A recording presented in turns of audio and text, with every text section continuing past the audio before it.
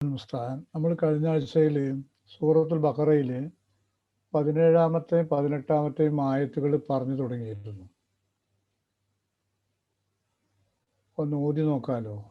അഊദുബില്ലാഹി മിനശ് ശൈത്വാനിർ റജീം. ബിസ്മില്ലാഹിർ റഹ്മാനിർ റഹീം.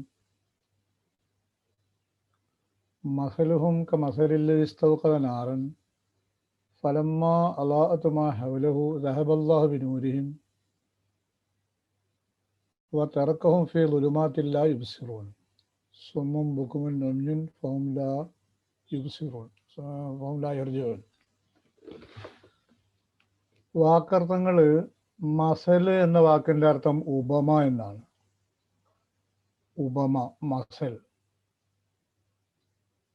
ഇസ്തൗഖദ എന്ന് പറഞ്ഞാൽ കത്തിച്ചു എന്നാണ്. ഇസ്തൗഖദ കത്തിച്ചു. നാറ് തീയാണ്.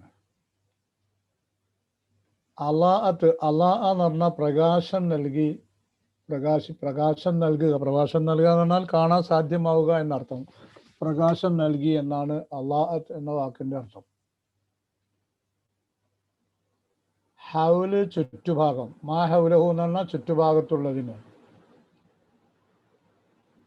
ദഹബ പോയി എന്നാണ്. അതിന് ശേഷം ബി എന്ന് പറയുമ്പോൾ കൊണ്ടുപോയി എന്നർത്ഥം കിട്ടും. തറക്ക എന്ന് പറഞ്ഞാൽ ഇട്ടേച്ചു, ഉപേക്ഷിച്ചു, വിട്ടേച്ചു. ളുലുമാത്ത് അന്ധകാരം, ലാ യുബ്സിറൂന കണ്ണ് കാണുന്നില്ല. സുമ്മ്, ബുക്കുമ്, ഒമ്യ് എന്നീ പദങ്ങൾ ഏകവചനമായും ബഹുവചനമായും ഉപയോഗിക്കാറുണ്ട്. ക്രിയാധാതുവായും ചെയ്യുന്ന വ്യക്തി എന്ന അർത്ഥത്തിന് ഉപയോഗിക്കാറുണ്ട്. സുമ്മ് ചെവി കേൾക്കാത്തവർ,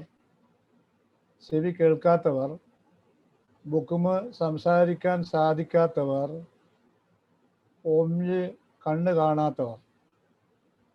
സുമ്മ്, ബുക്കുമ്, ഒമ്യ്. അസമ്മ്, അബുക്കമ്, ആൽമ എന്നാണ് സാധാരണ ഏകവചനം ഉപയോഗിക്കാറ്. സുമ്മ യഥാർത്ഥത്തിൽ ചെവി കേൾക്കാതിരിക്കുക, ബുക്കുമ എന്ന് പറഞ്ഞാൽ സംസാരിക്കാൻ സാധിക്കാതിരിക്കുക, ഉമ്മി എന്ന് പറഞ്ഞാൽ അന്ധത എന്നൊക്കെയാണ് അർത്ഥമുണ്ടാവുക. പക്ഷെ അത് ഈ അർത്ഥത്തിന് ഉപയോഗിക്കാറുണ്ട്. സുമ്മും ബുക്കുമും ഉമ്മി. ലാ യർജിഊന അവർ തിരിച്ചു വരികയില്ല. തിരിച്ചു വന്നിട്ടില്ല എന്നല്ല, തിരിച്ചു വരികയില്ല.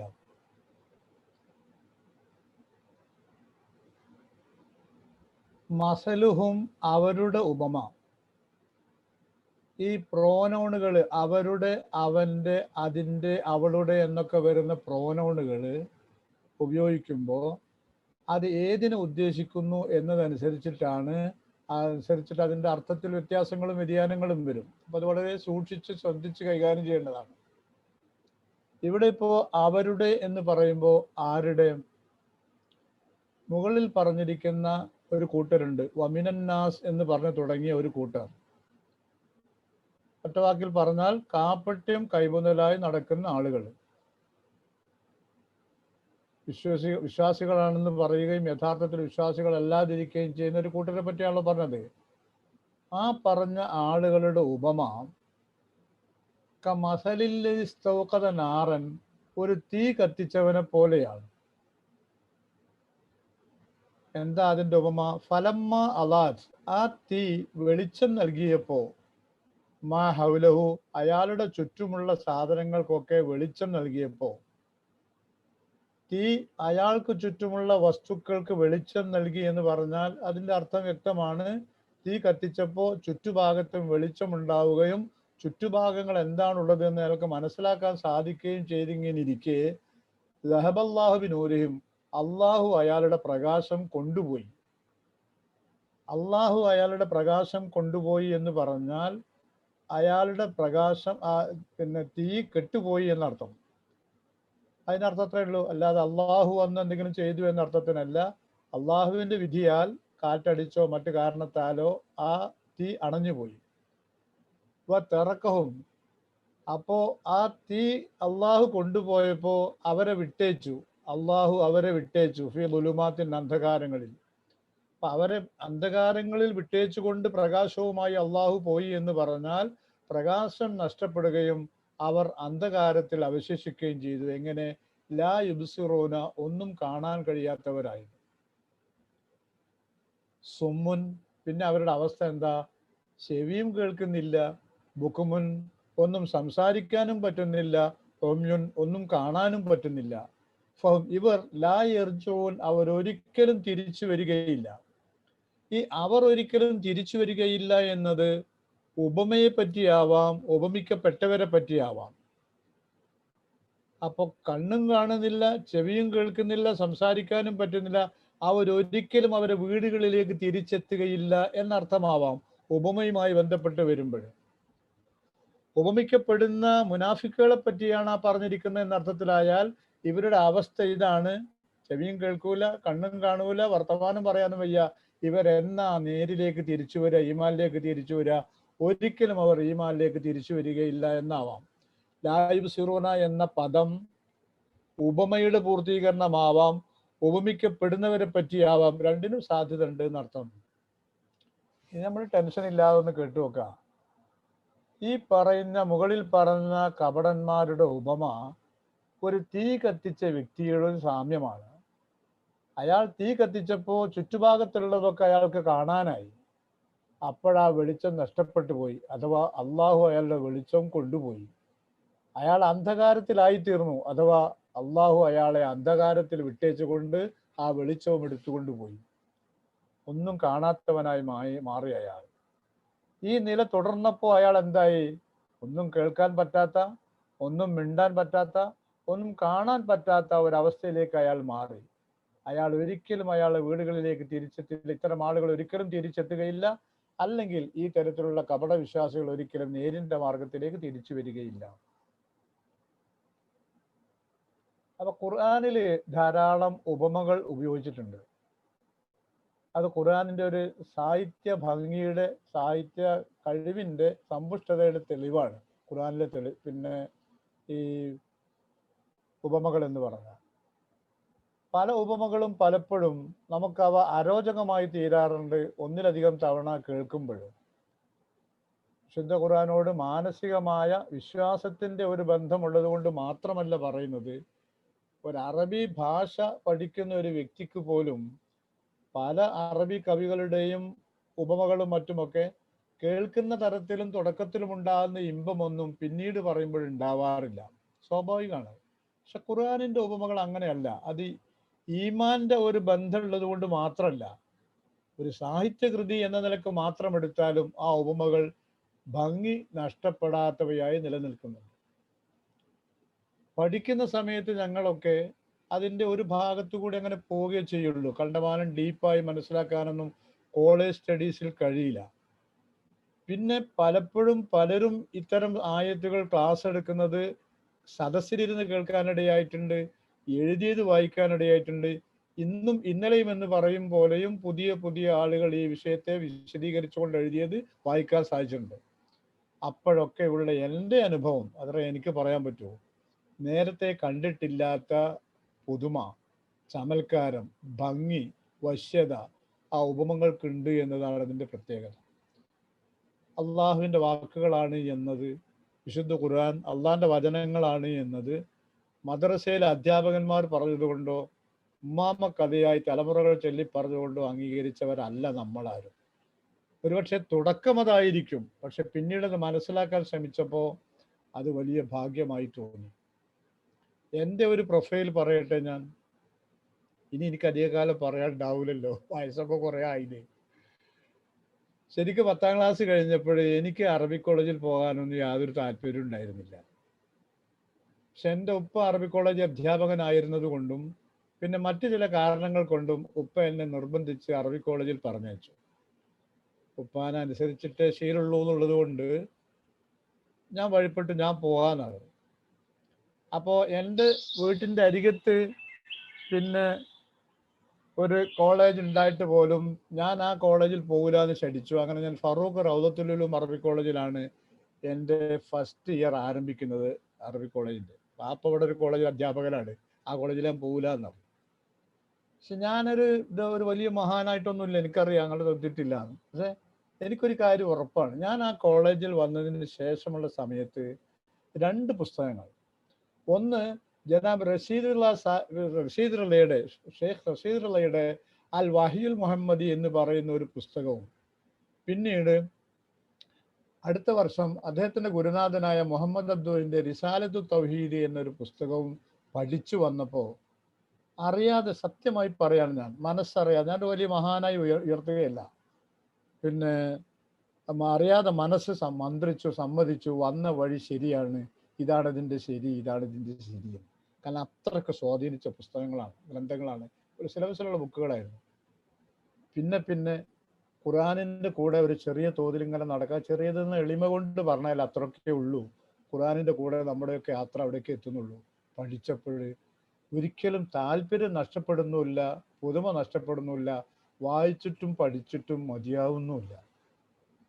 ഞാൻ എൻ്റെ ഖത്തറിലെ കൂട്ടുകാരോടും സുഹൃത്തുക്കളോടുമൊക്കെ MGM-ൻ്റെയും ഇസ്ലാഹി സെൻറ്ററിൻ്റെ ഒക്കെ ആളുകളോട് ഒരുപാട് കടപ്പാടുകളുണ്ട്. അത് എനിക്കൊരു കടപ്പാടുള്ളത്, ആദ്യ സമയത്ത് തന്നെ ഹജ്ജിൻ്റെ അമീറായി പറഞ്ഞയച്ചൊരു സമയമുണ്ട്. അന്ന്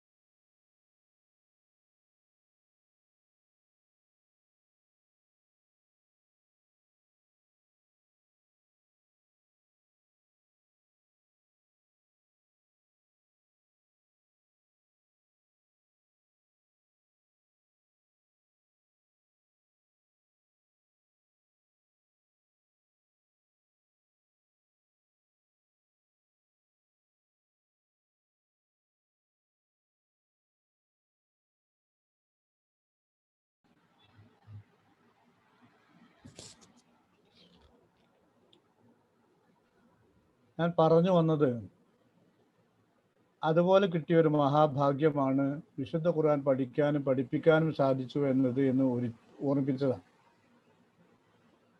ഇവിടെ ഈ തരം ഉപമകൾ വിശുദ്ധ ഖുർആനിൽ വന്നാൽ നമ്മൾ എങ്ങനെയാണ് ഇത് പഠിക്കുക? എന്താണ് ആ ഉപമ എന്ന് പഠിക്കുക. പിന്നെ ഹജ്ജിന് അമീറായി പോയത് മുതൽക്ക് താഴോട്ട് പറയണം എന്നാണ്. ഇത്രയുള്ളൂ സംഭവം. അതൊരു പ്രൊഫൈൽ പിന്നെ വിട്ടേക്ക്. അതായത് ഹജ്ജിന് തന്നെ വിട്ടു എന്നത് ഇസ്ലാഹി സെൻറ്ററിനോട് എനിക്കുള്ള കടപ്പാട് തീരാത്തൊരു വിഷയമാണ് എന്ന് പറഞ്ഞു. മറ്റൊന്ന്, വിശുദ്ധ ഖുർആന്റെ ക്ലാസ്സുകൾ എടുക്കാൻ MGM-ൻ്റെയും ഇസ്ലാഹി സെൻറ്ററിൻ്റെയും പിന്നെ ആശീർവാദത്തോടെ ഒരു ശ്രമഫലമായി ആ ക്ലാസ്സുകൾ എടുക്കാൻ സാധിച്ചു എന്ന് ജീവിതത്തിൽ മഹാഭാഗ്യമായിട്ട് കണക്കാക്കുന്നവനാണ് ഞാനെന്ന് പറഞ്ഞ ശനിയാഴ്ചയും ഞായറാഴ്ചകളിലും. ആ ക്ലാസ് അൽബക്കറ മുതൽ തുടങ്ങിയിട്ട് സൂറത്തുൽ ആറാഫിന്റെ പകുതി വരെ എത്താൻ സാധിച്ചു. പക്ഷെ അപ്പോഴേക്ക് നമ്മൾ ഇങ്ങ് പോരേണ്ടി വന്നു. കേൾക്കാൻ പറ്റുന്നില്ല. കേൾക്കാൻ പറ്റുന്നില്ല. ഒന്ന് ബാക്കിയുള്ളവർക്ക് പറ്റുന്നുണ്ടോ കേൾക്കാന്? ബാക്കിയുള്ളവർക്ക് പറ്റുന്നുണ്ടെന്ന് തോന്നുന്നു. എനിക്ക് കേൾക്കാം. അത് അവരുടെ പ്രശ്നമായിരിക്കും. ഓക്കെ, ഒന്ന് ക്ഷമിക്കുക. ഓക്കെ ആണ്. അപ്പൊ ഇനി ബാക്കിയുള്ള വിഷയം എന്താന്ന് പറഞ്ഞാൽ പഠിക്കേണ്ട രീതിയാണ് ഈ പറയുന്നത്. എന്താണ് ഇവിടെ ഉപമ? ഒരാൾ യാത്രയിലോ അല്ലെങ്കിൽ വേറെ എവിടെയോ ഇരിക്കുന്ന ഒരാൾ, പക്ഷെ അയാളെ സംബന്ധിച്ചിടത്തോളം അയാളുടെ ചുറ്റുഭാഗത്തും അയാളുടെ പക്കൽ വെളിച്ചമില്ല. ചുറ്റുഭാഗത്ത് എന്താണുള്ളത് എന്ന് അയാൾക്ക് അറിയില്ല. ഏത് ഭാഗത്തു കൂടെയാണ് വല്ല അപകടങ്ങളും വരിക അതറിയില്ല. ഏത് വശമാണ്, ഏത് ഭാഗമാണ് സുരക്ഷിതം അത് അയാൾക്കറിയില്ല. അയാൾക്കൊന്നും അറിയില്ല. ഒരു ഇരുട്ടത്തിരിക്കുന്ന ഒരാൾ, അല്ലെങ്കിൽ ഇരുട്ടത്ത് യാത്രയിൽ പെട്ടുപോയ ഒരാൾ. ആ സമയത്ത് അയാൾക്ക് എന്തിനു സാധിച്ചു? അല്പം തീ കിട്ടി. അയാൾ അങ്ങനെ തീ കത്തിച്ചു. അയാൾക്ക് ഭയങ്കര സന്തോഷമായി. അയാൾക്ക് ചുറ്റുഭാഗങ്ങൾ മുഴുവൻ കാണാനായി. ഏത് ഭാഗത്തു കൂടെയാണ് സമാധാനം, ഈ സ്വസ്ഥതയുള്ളത്, ആപത്ത് വരാതിരിക്കുന്ന സ്ഥലങ്ങൾ ഏതാണ്, ഏത് ഭാഗത്തു കൂടിയാണ് വല്ല അപകടങ്ങൾ വരാൻ സാധ്യത, ഞാൻ മുന്നോട്ട് നടക്കുകയാണെങ്കിൽ ഏത് വഴിയിലൂടെയാണ് നടക്കേണ്ടത് ഒക്കെ കാണാൻ ഭയങ്കര സന്തോഷമായി. സമാധാനമായി. മനസ്സിന് വലിയ സ്വസ്ഥത കിട്ടി. ഈ സമയത്ത്, സമാധാനമായി ഇരിക്കുന്ന സമയത്ത് അയാളുടെ വെളിച്ചം നഷ്ടപ്പെട്ടു പോയി. ആ തീ അണഞ്ഞുപോയി. വെളിച്ചം ഉണ്ടായിട്ട് വെളിച്ചം നഷ്ടപ്പെടുമ്പോൾ കൂടുതൽ ഇരുട്ടാ തോന്നുക. അയാളാകെ ഇരുട്ടിലായി, പരിഭ്രാന്തനായി. അയാൾക്കൊന്നും കാണാൻ പറ്റുന്നില്ല. ഏത് ഭാഗത്തു കൂടെയാണ് അപകടം വരുന്നത് എന്ന് അയാൾക്ക് ഭയമായി. ഏത് വഴിയിലൂടെയാണ് ഞാൻ ഇനി നടക്കേണ്ടത് എന്ന് അയാൾക്ക് അറിയില്ല. ഒന്നും അറിയാതെയായി മാറി തീർന്നു. ഇതാണ് ഒരു മനുഷ്യന്റെ അവസ്ഥ. വെട്ടമില്ലാതെ ഇരുട്ടത്തിരുന്നിരുന്ന ഒരു മനുഷ്യന്, അല്ലെങ്കിൽ ഇരുട്ടത്ത് യാത്ര ചെയ്തിരുന്ന ഒരു മനുഷ്യന് ആപത്തുകളെ പറ്റിയും സുരക്ഷയെ പറ്റിയും ഒരു തിട്ടവും ഇല്ലാതിരുന്നൊരു സമയത്ത് അയാൾക്ക് വെളിച്ചം കിട്ടുകയും അയാൾക്ക് എല്ലാം തിരിച്ചറിയാൻ സാധിക്കുകയും ചെയ്ത ഭാഗ്യവാനായി. പക്ഷെ കുറച്ചു കഴിഞ്ഞ ആ വെളിച്ചം നഷ്ടപ്പെട്ടപ്പോൾ അയാൾ പൂർവാധികം ഇരുട്ടിലാവുകയും ഒന്നും മനസ്സിലാവാൻ പറ്റാത്ത ഒരവസ്ഥയിലേക്ക് മാറുകയും ചെയ്തു. ഇതാണ് കാപട്യമുള്ളവരുടെ ഉപമ എന്നാണ് പറഞ്ഞിരിക്കുന്നത്. അപ്പൊ ഏത് കാപട്യമുള്ളവരെയാണ് ഈ ഉദ്ദേശിക്കുന്നത്? ഖുറാനിൽ നിന്ന് മൊത്തത്തിൽ, ഇവിടെ മാത്രമല്ല ബാക്കി സ്ഥലങ്ങളിൽ കൂടി പറഞ്ഞവ പരിശോധിച്ചാൽ കാപട്യമുള്ളവർ പല ദറജകളിലാണ്, പല സ്റ്റേജുകളാണ്. വളരെ സിമ്പിളായ, അതാണ് ഇപ്പൊ ഹദീസിലൊക്കെ നിങ്ങൾ വായിച്ചില്ലേ, സത്യം വാക്ക് പറഞ്ഞാൽ കളവ് പറയുക, വാഗ്ദാനം ലംഘിക്കുക, വിശ്വസിച്ചാൽ ചതിക്കുക, ഇതൊക്കെ കാപട്യത്തിന്റെ ലക്ഷണങ്ങളാണ് എന്ന് പറഞ്ഞാൽ ഇവനൊക്കെ മുനാഫിക്കായി എന്ന അർത്ഥത്തിനില്ല. ഇതൊക്കെ ചെറിയ ചെറിയ നിഫാഖിന്റെ വശങ്ങളാണ്, അത്രേ ഉള്ളൂ കാപട്യത്തിന്റെ. അപ്പൊ അങ്ങനെ ചെറിയ ചെറിയ വശങ്ങളുണ്ട്. വളരെ വലിയ, നബി സല്ലല്ലാഹു അലൈഹി വസല്ലമയെ കൊല്ലാൻ വരെ തീരുമാനമെടുത്ത, പ്ലാൻ ചെയ്തവര്, യുദ്ധത്തിന് പോകുന്നിടത്തുനിന്ന് നഞ്ഞാ പിഞ്ഞാ കാരണം പറഞ്ഞ് പിന്തിരിഞ്ഞു പോകുന്നവര്, അങ്ങനെ പലതരത്തിലുണ്ട് ഈ കൂട്ടം ആളുകൾ, ഈ കപടന്മാരായ ആളുകൾ. ഇവിടെ ആരെയാണ് ഉദ്ദേശിക്കുന്നത്? ഏത് കപടന്മാരെ? ഈമാനിന്റെ കൂടെ യാത്ര ചെയ്യുകയും നബി സല്ലല്ലാഹു അലൈഹി വസല്ലമയുടെയും സഹാബികളുടെയും കൂടെ മുസ്ലിങ്ങളായി കുറച്ചു കാലം ജീവിക്കുകയും അത് കഴിഞ്ഞ് കാപട്യത്തിലേക്ക് മാറുകയും ചെയ്ത ആളുകളുടെ അവസ്ഥയാണ് ഈ വർണ്ണിക്കുന്നത്. ആരുടെ? കുറച്ചു കാലം മുസ്ലിങ്ങളോടൊപ്പം ജീവിച്ച് യഥാർത്ഥ മുസ്ലിമായൊക്കെ ജീവിച്ച് അങ്ങനെ വന്നിട്ട് പിന്നീട് അതിൽ നിന്ന് പിന്മാറിപ്പോയ ആളുകളുടെ അവസ്ഥയാണ് ഈ പറയുന്നത്. വെളിച്ചമില്ലാത്തിടത്ത് നേരത്തെ കാഫറായിരുന്ന സമയത്ത് ഇരുട്ടായിരുന്നു, പിന്നെ ഇസ്ലാമിലേക്ക് വന്നപ്പോൾ അവർക്ക് വെളിച്ചമായി, മറ്റവന് വെളിച്ചം കിട്ടിയതുപോലെ. പിന്നെ അവർ ആ വെളിച്ചം കാപട്യത്തിലേക്ക് പോയപ്പോൾ ആ വെളിച്ചം നഷ്ടപ്പെട്ട അവസ്ഥയിലാണ് അവർ നിൽക്കുന്നത്. ഇനി ഞാനത് കൂടുതൽ വർണ്ണിച്ചിട്ട് എൻ്റെ വാക്കുകൾ കൊണ്ട് അതിൻ്റെ ഭംഗി നഷ്ടപ്പെടുത്തുന്നില്ല. ആശയം മനസ്സിലായല്ലോ? അപ്പൊ ഇത് പഠിക്കുന്ന നമുക്കൊക്കെ ഉള്ള ഒരു അവസ്ഥ എന്താന്ന് പറയുന്നത്, അള്ളാന്റെ അപാരമായ നിഅമത്ത് കൊണ്ട് ഈമാന്റെ ഭാഗത്തേക്ക് വരാൻ കഴിഞ്ഞ ഭാഗ്യവന്മാരാണ് ഞാനുങ്ങളൊക്കെ. ആണോ? അല്ലേ? സൂറത്തുൽ ഫാത്തിറിന്റെ ആദ്യ ഭാഗത്ത് ഒരു ആയത്ത് കാണാം. പിന്നെ സുമ്മ ഔറസ്നൽ കിതാബല്ലദീന ഇസ്തഫൈനാ മിൻ ഇബാദിന. ഔറസ്ന, നാം അനന്തരാവകാശം നൽകി, അൽ കിതാബ, ഈ വിശുദ്ധ ഖുർആനിന്റെ അനന്തരാവകാശം നൽകി, അനന്തരമായ അവകാശികളാക്കി. ആരെ? അല്ലദീന ഇസ്തഫൈനാ മിൻ ഇബാദിന, എൻ്റെ അടിമകളിൽ നിന്ന് നാം തെരഞ്ഞെടുത്ത ആളുകൾക്ക്. എന്നിട്ട് അതിന്റെ ബാക്കി എന്താന്ന് പറയുക, 3 തരക്കാരാണ് ഈ ഖുർആന്റെ അനുയായികളായി വരുന്നവര്. പുണ്യകർമ്മങ്ങളിൽ സജീവമാകുന്ന ആളുകൾ, അത്രയൊന്നും സജീവമല്ലാത്ത ഒരു മിതത്വത്തിൽ അങ്ങനെ പോകുന്ന ആളുകൾ, പാപവും പുണ്യവും ഇടകലർത്തി ജീവിക്കുന്ന ആളുകൾ.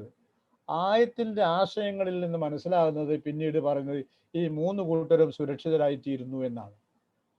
എല്ലാവരും സിദ്ദീഖിനെ പോലെയുള്ള ഈമാനുള്ളവരാകുമെന്നൊന്നും ഖുർആൻ പറഞ്ഞില്ല. പുണ്യകർമ്മങ്ങളിൽ ഔത്സുക്യം കാണിച്ച് മുന്നോട്ട് വരുന്നവരുണ്ട്, ഒരു മിതമായ രീതിയിലൊക്കെ അങ്ങനെ പുണ്യങ്ങളൊക്കെ ചെയ്ത് അങ്ങനെ പോകുന്നവരുണ്ട്.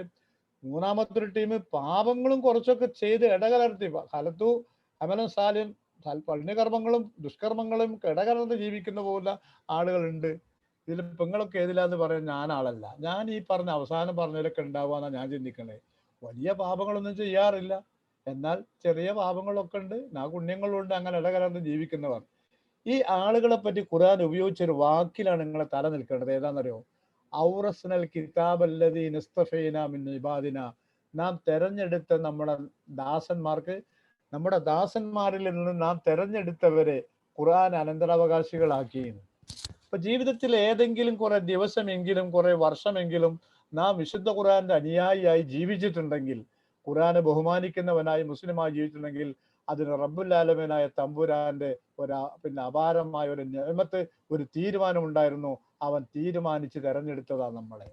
അള്ളാഹുവിനാൽ തീരുമാനിക്കപ്പെട്ടതാണ്, അള്ളാഹുവിനാൽ തെരഞ്ഞെടുക്കപ്പെട്ടവരാണ് നമ്മളൊക്കെ. നിങ്ങളപ്പോൾ എനിക്ക് എന്നോട് തിരിച്ചു ചോദിക്കാം, എല്ലാം പടച്ചോന്റെ വിധിയല്ലേ? ആ അർത്ഥത്തിലല്ല ഈ പറയുന്നത്. പ്രത്യേകമായ ഒരു തെരഞ്ഞെടുപ്പ്, ഒരു പരിഗണന ലഭിച്ചവരാണ് നമ്മളൊക്കെ.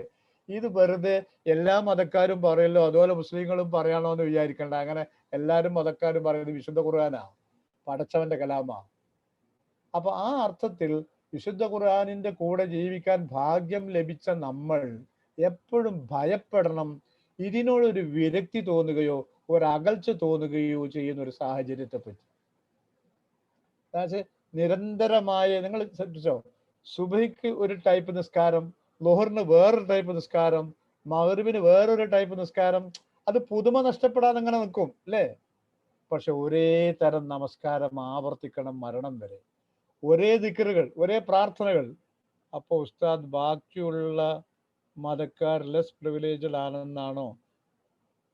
നിങ്ങൾ ഇംഗ്ലീഷ് അങ്ങനെ ഉപയോഗിച്ചാൽ എനിക്ക് എത്ര കിട്ടൂല. നിങ്ങൾ ഉദ്ദേശിക്കുന്നത് എന്താണ്? ബാക്കിയുള്ള മതക്കാര് അള്ളാഹുവിൽ നിന്ന് ഭാഗ്യം ലഭിക്കാതെ പോയവരാണോ എന്നതാണ്.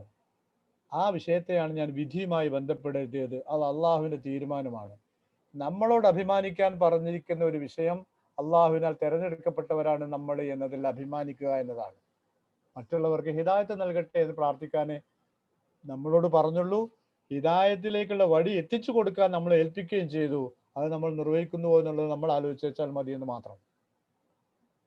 അപ്പൊ ഞാൻ പറഞ്ഞതിന്റെ വാചകത്തിന്റെ പൂർത്തീകരണം ഇതാണ്. എന്താണെന്നറിയോ? നമ്മൾ ഈ വഴിയിൽ വിമുഖത വരുന്നത്, ഇന്നിപ്പോ ഇഞ്ഞൊരു ശനിയാഴ്ച ഇനിയിപ്പോ ഒരു ക്ലാസ്സും ഉണ്ട്, ഇനിയിപ്പോ അതിനും പോകണം, അങ്ങനെ ചിന്തിക്കുന്നവരാരും ഈ ക്ലാസ്സിന് ഉണ്ടാവില്ല എന്നാണ് ഞാൻ വിചാരിക്കുന്നത്. അത് എന്റെ മഹത്വം കൊണ്ടല്ല, വിശുദ്ധ ഖുർആനോടുള്ള സ്നേഹം കൊണ്ട്. ഞാൻ പലപ്പോഴും പലരെയും ഖത്തറിലൊക്കെ തന്നെ അനുഭവപ്പെട്ടിട്ടുണ്ട്. ക്ലാസ് ഉണ്ടായിട്ട് പിന്നെ വിട്ടുപോയവരൊക്കെ കുറ്റക്കാരാണ്, പാപികളാണ്, അങ്ങനെ ഒന്നും ചിന്തിക്കുന്നേ ഇല്ല. ലഭിച്ചത് ഭാഗ്യം അത്ര തന്നെ. അവരോടൊക്കെയും പറയാനൊരു വസിയത്ത് ഇത് മാത്രമേ ഉള്ളൂ, ഇത് ഇടക്ക് നിർത്തിപ്പോകരുത്. ഞാൻ എടുക്കുന്ന ക്ലാസ് എന്ന് ഞാൻ പറഞ്ഞില്ല. ഖുർആൻ പഠനം ജീവിതത്തിന്റെ ഒരു ഭാഗമായി അങ്ങനെ പോകണം. അത് ഇതുമായി ഓതുകയും പഠിക്കുകയും ചിന്തിക്കുകയും ചെയ്തുകൊണ്ടിരിക്കുന്ന ഒരു സാഹചര്യത്തിലായിരിക്കണം ഈ ദുനിയാവിനോട് നമ്മൾ യാത്ര പറയുന്നത്. ഇല്ലെങ്കിൽ വലിയ ഇരുട്ട്, അന്ധകാരം. അപ്പൊ ഇപ്പം നമ്മൾ ആരാ? അവിടെയാണ് ഈ ആയത്തിന്റെ ചിന്ത നിൽക്കുന്നത്. എന്താണ് ഈ ആയത്തിന്റെ പാഠം? വിശ്വാസം എന്താണ്? വെളിച്ചമാണ്. ഈമാൻ വെളിച്ചമാണ്. അതാണ് ഇതിലെ പാഠം. അപ്പൊ വിശ്വാസി എപ്പോഴും വെളിച്ചത്തിലാണ്. മൂമിനായ മനുഷ്യൻ എപ്പോഴും വെളിച്ചത്തിലാണ്. നല്ല രസമുണ്ട് ഉസ്താദെ വർത്താനം പറഞ്ഞൊക്കെ കേൾക്കാൻ. ഇങ്ങനെ കുറെ സാഹിത്യവാക്കൊക്കെ പറയാൻ ഞങ്ങളെ കൊണ്ടാവും. അല്ല, സാഹിത്യവാക്കല്ല. മൂമിനായ ഒരു മനുഷ്യന്റെ പ്രത്യേകത, ഈ ഇസ്ലാമിന്റെ ഒരു പ്രത്യേകത, മതപരമായ വിഷയങ്ങളെ പറ്റി എടുക്കുക ആദ്യം. ഏത് വിഷയത്തെ പറ്റി ആയാലും തിട്ടമായ വ്യക്തമായ റൂൾ, നിയമം ഇസ്ലാമിലുണ്ട്. അതൊന്നുകിൽ വാജിബായിരിക്കും, അല്ലെങ്കിൽ ഹറാമായിരിക്കും, അഥവാ ചെയ്യൽ നിർബന്ധമായിരിക്കും, അല്ലെങ്കിൽ ചെയ്യാതിരിക്കൽ നിർബന്ധമായിരിക്കും, അല്ലെങ്കിൽ സുന്നത്തായിരിക്കും, അല്ലെങ്കിൽ മക്രൂഹായിരിക്കും. അഥവാ ചെയ്യുന്നതായിരിക്കും ഗുണകരം, അല്ലെങ്കിൽ ചെയ്യാതിരിക്കലായിരിക്കും ഗുണകരം, അല്ലെങ്കിൽ ഇതൊന്നുമല്ലാത്ത വെറും മുബാഹായിരിക്കും. ചെയ്യുകയോ ചെയ്യാതിരിക്കുകയോ നിങ്ങളെ യുക്തം പോലെ ആയിക്കോളൂ എന്നുള്ളതായിരിക്കും. ഈ അഞ്ചാലൊരു വിധിയില്ലാത്ത ഒരു വിഷയവും ലോകത്തില്ല. ഒരു ഹുക്കുമില്ലാത്തൊരു വിഷയം. ക്യാരംസ് കളിക്കാൻ പറ്റുമോ? ഒന്നുകിൽ ഇത് വാജിബാണ്, അല്ലെങ്കിൽ ഹറാമാണ്, അല്ലെങ്കിൽ കറാഹത്താണ്, അല്ലെങ്കിൽ സുന്നത്താണ്, അല്ലെങ്കിൽ മുബാഹാണ്. വെറും അനുവദനീയമാണ് എന്ന് പറയുന്നതിന് തെളിവിന്റെ ആവശ്യമില്ല. വാജിബാണെന്നോ ഹറാമാണെന്നോ കറാഹത്താണെന്നോ സുന്നത്താണെന്നോ പറയുമ്പോൾ ആയത്തോ ഹദീസോ സപ്പോർട്ട് കൊടുക്കണം. പിന്നെ അതുമായി ബന്ധപ്പെട്ട് പൊതുവായ കുറെ നിയമങ്ങളോ നിർദ്ദേശങ്ങളോ പറഞ്ഞു കാണും. അവ കൂടി കൂട്ടിയിട്ടാണ് അതിന്റെ വിധി പൂർണ്ണമാവുന്നത്. അത്രേ ഇപ്പം എനിക്ക് പറയാൻ പറ്റുള്ളൂ ഇങ്ങനത്തെ ഒരു ക്ലാസ്. എൻ്റെ ആവശ്യം ദുനിയാവിലെ ഏതൊരു വിഷയം, അത് നബി സല്ലല്ലാഹു അലൈഹി വസല്ലമയുടെ കാലത്തുള്ളതാവട്ടെ, ഇല്ലാത്തതാവട്ടെ, ഇന്ന് പുതിയത് വന്നതാവട്ടെ, നാളെ വന്നതാവട്ടെ, ഇസ്ലാമിനൊരു വിധിയുണ്ട്. ഇപ്പോൾ ഒരു ഗർഭപാത്രം വാടകയ്ക്ക് കൊടുക്കാൻ പറ്റുമോ ഒരാൾക്ക്? എന്നുവെച്ചാൽ ഒരു സ്ത്രീയുടെയും പുരുഷന്റെയും അവർക്ക് ഗർഭിണിയാവാൻ പറ്റാത്തത് കൊണ്ട്, അല്ലെങ്കിൽ ഗർഭപാത്രം അത് ഏറ്റെടുക്കാൻ നിവൃത്തിയില്ലാത്തത് കൊണ്ട്, ശേഷിയില്ലാത്തത് കൊണ്ട് മറ്റൊരു സ്ത്രീ അവർക്ക് വേണ്ടി, എന്താണ് അതിന് ഇസ്ലാമിന്റെ വിധി? ഇസ്ലാമിന്റെ ഒരു വിധി ഉണ്ടാവും. അതിലധികം പറയാൻ ഒന്നുമില്ല. അത് കുറ്റകരമാണ്, നിഷിദ്ധമാണത്. നേരെ മറിച്ച് ഒരു ദീനിന്റെ ഷറൈന്റെ വിധി പ്രകാരം വിവാഹിതനായി തീർന്ന ഒരു സ്ത്രീയും പുരുഷനും അവരുടെ കുഞ്ഞ്, അവരുടെ അണ്ടവും ബീജവും ഈ ഉമ്മയുടെ വയറ്റിൽ തന്നെ വളരണമെന്ന് നിർബന്ധമൊന്നുമില്ല. അവർ ടെസ്റ്റ് ട്യൂബിലോ വേറെ എവിടെയെങ്കിലും ഒക്കെ വളർന്നോട്ടെ, ഇനി യാതൊരു കുഴപ്പമില്ല.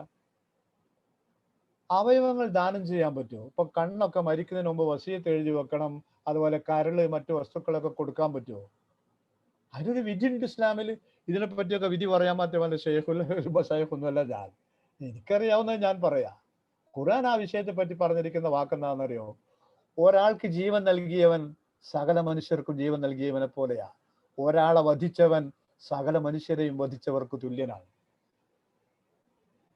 ഇതാണ് ഖുർആൻ ചെയ്തു വെച്ചൊരു പരിപാടി. എന്താണെന്നറിയോ? ഭാവി ദുനിയാവിൽ ഇനി ജീവിക്കുന്ന സമയങ്ങളിൽ അവർ അഭിമുഖീകരിക്കേണ്ടി വരുന്ന വിഷയങ്ങളിൽ ഒരു വിശ്വാസിക്ക് തീരുമാനിക്കാൻ പറ്റും വിധത്തിലുള്ള കുറെ മൊഴിമുത്തുകൾ, പൊതുവിധികൾ ഇങ്ങനെ ഖുർആനിൽ ഇങ്ങനെ നിറഞ്ഞു കാണാം. അവയുടെ അടിസ്ഥാനത്തിൽ പണ്ഡിതന്മാർക്ക് തീരുമാനങ്ങൾ എടുക്കാൻ പറ്റും, ഖുർആൻ പഠിച്ചവർക്ക്. ഖുർആൻ പറയുന്നത് എന്താ? ഒരാളെ കൊന്നാൽ സർവ്വ മനുഷ്യരെയും കൊന്നതിന് സമം, അതുകൊണ്ട് അവനെ കൊന്നേക്ക് ഇങ്ങളിന്ന്. ഒരാൾക്ക് ജീവൻ നൽകിയാൽ, എൻ്റെ കണ്ണുകൊണ്ട് ഞാൻ മരിച്ചതിന് ശേഷം ഒരാൾക്ക് കാഴ്ച കിട്ടുമെങ്കിൽ, എൻ്റെ കരളിന്റെ ഭാഗം കൊണ്ട് ഒരു പീസ് കൊണ്ട് ഒരാൾക്ക് ജീവിതം കിട്ടുമെങ്കിൽ, എൻ്റെ മജ്ജ കൊണ്ട് മറ്റൊരാൾക്ക് അത് കിട്ടുമെങ്കിൽ, ഞാൻ എന്തിനത് വേണ്ടെന്ന് വെക്കണം? ഇനി ഇത് അഭിപ്രായ വ്യത്യാസമുള്ള വിഷയമാണ്. നിങ്ങൾ എല്ലാവരും കൂടി ഉസ്താദെ എന്ന് പറഞ്ഞിട്ട് നേരെ തിരിയേണ്ടയില്ല. ഞാൻ ഈ വിഷയത്തെ പറ്റി മനസ്സിലാക്കിയ കാര്യം പറയാം. അതുകൊണ്ട് തന്നെ പടച്ചവന്റെ പക്കൽ ഞാൻ വിചാരണ ചെയ്യപ്പെടുമെന്ന ബോധത്തോടെ തന്നെ പറയട്ടെ.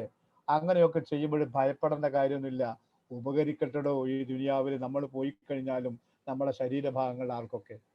ഞാൻ ചിലപ്പോഴൊക്കെ അത്ഭുതപ്പെടാൻ, ഒരു പരലോക വിശ്വാസം പോലും ഇല്ലാത്ത മനുഷ്യന്മാര്, അവരൊക്കെ എത്ര ഏക്കർ ഭൂമിയാ, എത്ര കോടിയാ ഓരോന്നിനും ദാനം ചെയ്യുന്നതൊക്കെ, അവരെ ശരീരാവയവങ്ങളും ഒക്കെ. പടച്ചവനെ വിശ്വസിക്കുകയും പടച്ചവനിൽ നിന്ന് പ്രതിഫലം ആഗ്രഹിക്കുകയും ഒരു ജീവിതത്തെ കാത്തിരിക്കുകയും ചെയ്യുന്ന നമുക്ക് ഇതിലൊക്കെ ഉള്ള സംശയം തീരാത്ത എന്തുകൊണ്ടാണ്? എൻ്റെ ആയത്തുമായി ബന്ധപ്പെടുന്ന ഇവിടെയാണ്. ഒന്നുകിൽ അത് അനുവദനീയമാണ്, എന്ത് വിഷയമാകട്ടെ, അതിനൊരു റൂൾ ഉണ്ടാവും. അപ്പൊ നമ്മളൊക്കെ നിങ്ങളൊക്കെ കൂടി ഒരു ദിവസം കൊണ്ട് ഇതെല്ലാം കൂടി പഠിച്ച ആവൂല. അറിയേണ്ടതുണ്ടാവും, പഠിക്കേണ്ടതുണ്ടാവും. പലപ്പോഴും കൂടുതൽ അറിവുള്ള ആളുകളെ സമീപിച്ച് അതിന്റെ മതവിധികൾ അറിയേണ്ടതുണ്ടാവും. എൻ്റെ ആവശ്യം എന്താണെന്നൊരു ഒരങ്കലാപ്പ് നമുക്കൊന്നും ഉണ്ടാവണ്ടെന്ന്. ഞാൻ പറഞ്ഞൊരു അങ്കലാപ്പിന്റെ കഥ. കണ്ണേറുണ്ടോ? കണ്ണേറ്. ഓ, നീ ഉസ്താദ് കണ്ണി കണ്ട ഓരോ വിഷയം വലിച്ചിട്ടുണ്ട് മനുഷ്യന്മാരെ ഇടങ്ങാറാക്കാൻ. ഒന്നുകിൽ അങ്ങനെ ഒരു സംഭവം ഉണ്ട്, ഇല്ലെങ്കിൽ ഇല്ല. ഒന്നുകിൽ അതൊരു യഥാർത്ഥ വിശ്വാസത്തിന്റെ ഭാഗമാണ്, അല്ലെങ്കിൽ അന്ധവിശ്വാസമാണ്. ഖലാസ്, അത് കഴിഞ്ഞു. ഓരോ വിഷയങ്ങൾ തന്നെ. ഫോട്ടോ എടുക്കാൻ പറ്റുമോ? പറ്റും, പറ്റില്ല, പറ്റൂല, പിറ്റില്ല, ഇങ്ങനെ എന്തിനു കളി?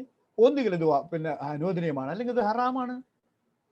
പാട്ട് പാടാൻ പറ്റുമോ? പറ്റുന്ന ഒരു കൂട്ടർ, പാടാൻ പറ്റൂല എന്നൊരു കൂട്ടർ, കേൾക്കാൻ പറ്റുന്ന ഒരു കൂട്ടർ. എന്തിനാ ഈ അങ്കലാപ്പ്? നമ്മൾ വെളിച്ചത്തിന്റെ ആളുകളാ. നമ്മൾ വെളിച്ചം കിട്ടിയപ്പോൾ ചുറ്റുഭാഗത്തുള്ള വെളിച്ചമൊക്കെ നമുക്കറിയാം. ഇവിടെ ഞാൻ ഈ സൂറത്ത് തുടങ്ങുമ്പോൾ ഞാൻ പറഞ്ഞു, സഹാബികൾ മദീന എന്നൊരു പുതിയ ദിക്കിലെത്തിയപ്പോ വിശുദ്ധ ഖുർആന്റെ വെളിച്ചം ഇറങ്ങി. എന്നിട്ട് പറഞ്ഞു, ഇതാ ഇവിടെ ജൂതന്മാരുണ്ട്. താഴെ വരുന്ന ആയത്തുകൾ അതാണ് ജൂതന്മാരെ പറ്റി. ഇവിടെ കപടന്മാരുണ്ട്, ഇവിടെ കാഫറുകളുണ്ട്, വേറെ ടൈപ്പ് കാഫറുകളുണ്ട്. എല്ലാം പറഞ്ഞു കൊടുത്തു, വെളിച്ചം പറഞ്ഞു കൊടുത്തു. നബി സല്ലല്ലാഹു അലൈഹി വസല്ലം മരിച്ചതിന് ശേഷം, മരണപ്പെട്ടതിന് ശേഷം സഹാബികൾ ദുഃഖിക്കുന്ന ഒരു അവസരമുണ്ട്. ഒരുപാട് അവസരമുണ്ട്. അതിലൊരു അവസരം, പടച്ചോൻ അള്ളാന്റെ റസൂല് പോയി സല്ലല്ലാഹു അലൈഹി വസല്ലം. ആ അറിവിന്റെ വാതിലടഞ്ഞ് കിട്ടാത്ത അറിവ് ശ്രദ്ധിക്കാതെ പോയ ആളുകൾക്ക് വിജ്ഞാന രാവും പകലും ഇങ്ങനെ കോരിച്ചെരിയല്ലേ ആയത്തിലൂടെ ഹദീസിലൂടെയും. അത് നിലച്ചതിന്റെ നിലച്ചതിന്റെ ദുഃഖമാണ് ഈ സഹാബികൾ പങ്കുവെക്കുന്നത്. എന്നിട്ട് ഓലും പറയാണ്, നബി സല്ലല്ലാഹു അലൈഹി വസല്ലം ഉള്ള കാലം എന്തൊരു ഭാഗ്യമുള്ള കാലമായിരുന്നു. ആകാശത്തൂടെ പറക്കുന്ന പറവകളെ പറ്റിയാണെങ്കിൽ പോലും പ്രവാചകനോട് ചോദിച്ചാൽ ഒരു ഉത്തരം കിട്ടുമായിരുന്നു. ആകാശത്തൂടെ പറക്കുന്ന പറവകൾ ഇങ്ങനെ പോകുമ്പോൾ, എന്താ പ്രവാചകർ ഇവർ ഇങ്ങനെ പറക്കാൻ, ഇങ്ങനെയൊക്കെ ചോദിച്ചാൽ അതിനൊരു വിശദീകരണം കിട്ടുമായിരുന്നു. ആ സന്തോഷത്തിലാണ് അവർ ജീവിച്ചത്. അപ്പൊ ഈ ആയത്തിന്റെ പാഠം എന്താണെന്ന് പറഞ്ഞാൽ, വിശ്വാസികൾ, ഈമാനുള്ളവർ വെളിച്ചത്തിലാണ്. ഞാനും നിങ്ങളും വെളിച്ചത്തിന്റെ ആളുകളാണ്. അതിന്റെ ഒരു വശം ഞാൻ പറഞ്ഞത്, മതപരമായ വിഷയങ്ങളെ പറ്റി ഭയപ്പാടോടെയും മംഗലാപ്പുകളിൽ നിൽക്കേണ്ടയില്ല. ആരോട് ചോദിക്കാം, സംസാരിക്കാം. ദീനിലുള്ളതാണോ അല്ലേ പഠിച്ചോളൂ. ദീൻ അതിനെപ്പറ്റി എന്ത് പറഞ്ഞിരിക്കുന്നു പഠിച്ചോളൂ. അത് മനസ്സിലാക്കണം, പറയണം, അത്ര തന്നെ. അത് ചില സമയത്തൊക്കെ പെട്ടെന്ന് ചില വിഷയങ്ങളിൽ നമുക്ക് പരിപൂർണ മനസ്സംതൃപ്തി കിട്ടില്ലാന്ന് വരും. ചില വിഷയങ്ങളിലൊക്കെ അങ്കലാപ്പ് വരുന്നത് ഒരു വിഷയത്തിൽ തന്നെ രണ്ട് അഭിപ്രായം കേൾക്കാറുള്ളത് കൊണ്ടാണ് എന്നാണ്. അതൊക്കെ ഞാനും സമ്മതിച്ചു. അതൊക്കെ വളരെ പ്രയാസമുള്ള കാര്യങ്ങളൊക്കെ തന്നെയാണത്. പക്ഷെ നിങ്ങളറിയോ, നബി സല്ലല്ലാഹു അലൈഹി വസല്ലമയുടെ കാലത്തെ ഭാഗ്യവാന്മാർ, ഓൽക്കൊരു ഉസ്താദേ ഉണ്ടായിരുന്നുള്ളൂ. ആ ഉസ്താദ് പറഞ്ഞ അവസാനത്തെ വാക്കാ. സല്ലല്ലാഹു അലൈഹി വസല്ലം പറയും, തീർന്നില്ലേ? ഇവിടെ ഇപ്പൊ ഈ പണ്ഡിതന്മാരോടൊക്കെ നിങ്ങൾ മിണ്ടാതെക്കണം, നിങ്ങൾ ഒന്നിലധികം അഭിപ്രായം പറയാതെക്കണം നമുക്ക് പറയാൻ കഴിയില്ലല്ലോ.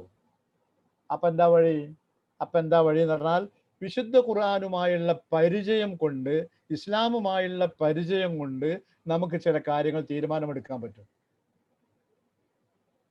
ഇപ്പൊ ഒരുത്തം പറഞ്ഞു നിൽക്കുക, ഞാനൊരു കിനാവ് കണ്ടിരിക്കണ്, ഞാൻ തമാശ പറഞ്ഞതല്ലേ, ചില ഔലിയാക്കളെ കഥ പറയുന്ന ആൾ, ഞാൻ കിനാവ് കണ്ടിരിക്കുന്നു. ഒരാളെടുത്ത് പോയിട്ട് പറയാം, നിങ്ങളെ മോളെ ഞാൻ കെട്ടുന്നതായിട്ട്, അതുകൊണ്ട് എനിക്ക് നിങ്ങൾ കെട്ടിച്ചു തരണം. ഇത് കേട്ടിട്ട് ഒരാൾ നിങ്ങളെടുത്ത് വന്ന് പറഞ്ഞാൽ നിങ്ങൾ എന്താ പറയാ? നിങ്ങൾ എന്ത് പറയണം? എന്റെ മോൻ ആ കിനാവ് വീട്ടിൽ പോയിക്കോ, ആ കിനാവ് ഇവിടെ ചെലവാവൂല, ഇത് പറയാനുള്ള ബോധം നിങ്ങൾക്ക് ഇല്ലേ? അത്രേ വേണ്ടൂ. ഈ ഒരു വിവേകം നിങ്ങൾ കാണിച്ചു വെച്ചാൽ മതി. മതപരമായ വിഷയങ്ങളിലും അങ്ങനെ തന്നെ. നബി സല്ലല്ലാഹു അലൈഹി വസല്ലം തല തടവിയത് ഒരിക്കലും 3 മുടിയല്ല, ഇത്തിരി ഭാഗമല്ല. വ്യക്തമായ ഹദീസിലുണ്ട്, തലയുടെ മുൻഭാഗത്ത് തുടങ്ങി പിറകോട്ട് കൊണ്ടുപോയി ആ കൈകൾ വീണ്ടും തിരിച്ചു കൊണ്ടുവന്നു. ഖലാസ്, അത് ചെയ്യണം, അതുപോലെ തന്നെ ചെയ്യണം. ഈ ക്ലാസ് കേൾക്കുന്ന ആരെങ്കിലും തല തടവുന്നിടത്ത് 3 മുടിന്റെ കണക്ക് പറഞ്ഞ് 3 മുടി എവിടെയെങ്കിലും തോണ്ടി അവസാനിപ്പിക്കാൻ പറ്റില്ല. തലയുടെ മുൻഭാഗത്ത് നിന്ന് തുടങ്ങി പിറകോട്ട് കൊണ്ടുപോയി ആ കൈകൾ വീണ്ടും തിരിച്ചു കൊണ്ടുവരണം. ഇതാണ് തല തടവുന്നതിന്റെ രീതി. അപ്പൊ അത് ചെയ്യണോ? അതങ്ങനെ ഒരു ദിവസം കൊണ്ട് തീരുന്നില്ലല്ലോ. ഈ വഴിയിൽ നമ്മൾ മുന്നോട്ട് പോകുന്ന ഒരു അവസരത്തിൽ പൂർണ്ണമായി ശരീര ഭാഗത്തേക്ക് തിരുത്തി വരാത്തൊരു കാലത്ത് കർമ്മപരമായ വിഷയങ്ങളിലെ നാം സുരക്ഷിതരാണ്, രക്ഷപ്പെടും. വിശ്വാസകാര്യം ശരിപ്പെടട്ടോ, അത് കാത്തിക്കാൻ പാടില്ല. അപ്പോ മതപരമായ വിഷയങ്ങളെ അങ്കലാപ്പോടുകൂടി കാണേണ്ട, സാവധാനം കേൾക്കുക. എന്താണ് ഹദീസിൽ വന്നത്? നമ്മൾ അത് പറഞ്ഞാൽ മതി. എന്താണ് നബി സല്ലല്ലാഹു അലൈഹി വസല്ലം ഈ വിഷയത്തെ പറ്റി പറഞ്ഞത്? നബി സല്ലല്ലാഹു അലൈഹി വസല്ലം പറഞ്ഞ ഈ വിഷയത്തെ സഹാബികൾ എങ്ങനെ മനസ്സിലാക്കി? സഹാബികൾ എങ്ങനെ നടപ്പിൽ വരുത്തി? പിന്നെ ആഴ്ത്തേനാക്കൽ കൗസർ ഫസ്വല്ലി റബ്ബിക വൻഹർ, നീ ബലി എറുക്കണമെന്ന് പറഞ്ഞു. ആ ആയത്തിറങ്ങിയതിന്റെ ശേഷം നബി സഹാബികളൊക്കെ നടന്നിങ്ങനെ ബലി കൊടുക്കായിരുന്നു? അല്ലല്ലോ, ബലിയാകെ 3 എണ്ണം, അത്ര ബലി എടുത്തിട്ടുള്ളൂ, അതേ ഉള്ളൂ. അപ്പൊ ഒരു കൽപ്പന പ്രവാചകൻ അള്ളാഹുവിൻ്റെതോ നബി സല്ലല്ലാഹു അലൈഹി വസല്ലമയുടെ വന്നാൽ അതെങ്ങനെ അവർ നടപ്പിലാക്കി എന്ന് കൂടി ആലോചിക്കുക. പിന്നെ അയിമത്തുകളുണ്ട്, ഇത് പഠിച്ച ആളുകൾ, നമ്മളെക്കാളേറെ ആദ്യ നൂറ്റാണ്ടുകളുമായി ബന്ധപ്പെട്ട് നിൽക്കുന്നവർ, അവരിതിനെപ്പറ്റിയൊക്കെ എൻ്റെ അഭിപ്രായം പറഞ്ഞു നോക്കുക. അല്ലാതെന്താ? ഈ താടിയെ പറ്റിയൊക്കെ ഒരു സ്വതന്ത്രമായ കൃതി വരുന്നത് എത്ര കാലം കഴിഞ്ഞിട്ടാറുകള്? നമ്മളെ വർത്താനങ്ങൾ, പാടിന്റെ സുന്നത്തൊന്നും നിഷേധിക്കാനൊന്നും ഞാൻ മെനക്കെട്ടിട്ടില്ല, ഞാൻ തെറ്റിദ്ധരിക്കല്ലേ. പക്ഷെ അതിൽ കൊടുക്കുന്ന അമിതമായ ഇമ്പോർട്ടൻസ് ഉണ്ടല്ലോ.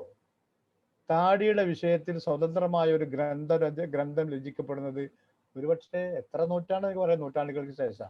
എന്റെ അവർ ഇതിനെ പറ്റിയൊന്നും കിതാബ് ഇതായിരുന്നത് ഇവര് കാണാഞ്ഞിട്ടാ? അത്രേ ഇതിലുള്ളൂ. അപ്പോ ഇനിയിപ്പോൾ അയാൾ ഉസ്താദിന് ക്ലാസ്സിന് പോകണം, അയാളെല്ലാം കൂടി തട്ടിപ്പൊട്ടിക്കാന്ന് പറയേണ്ടതില്ല. ഓരോന്നിനും നൽകിയ ഇമ്പോർട്ടൻസിന്റെ അപ്പുറത്തേക്ക് നൽകണ്ടെന്നേ പറഞ്ഞുള്ളൂ. ആ വിഷയം അവിടെ അവസാനിക്കുന്നു.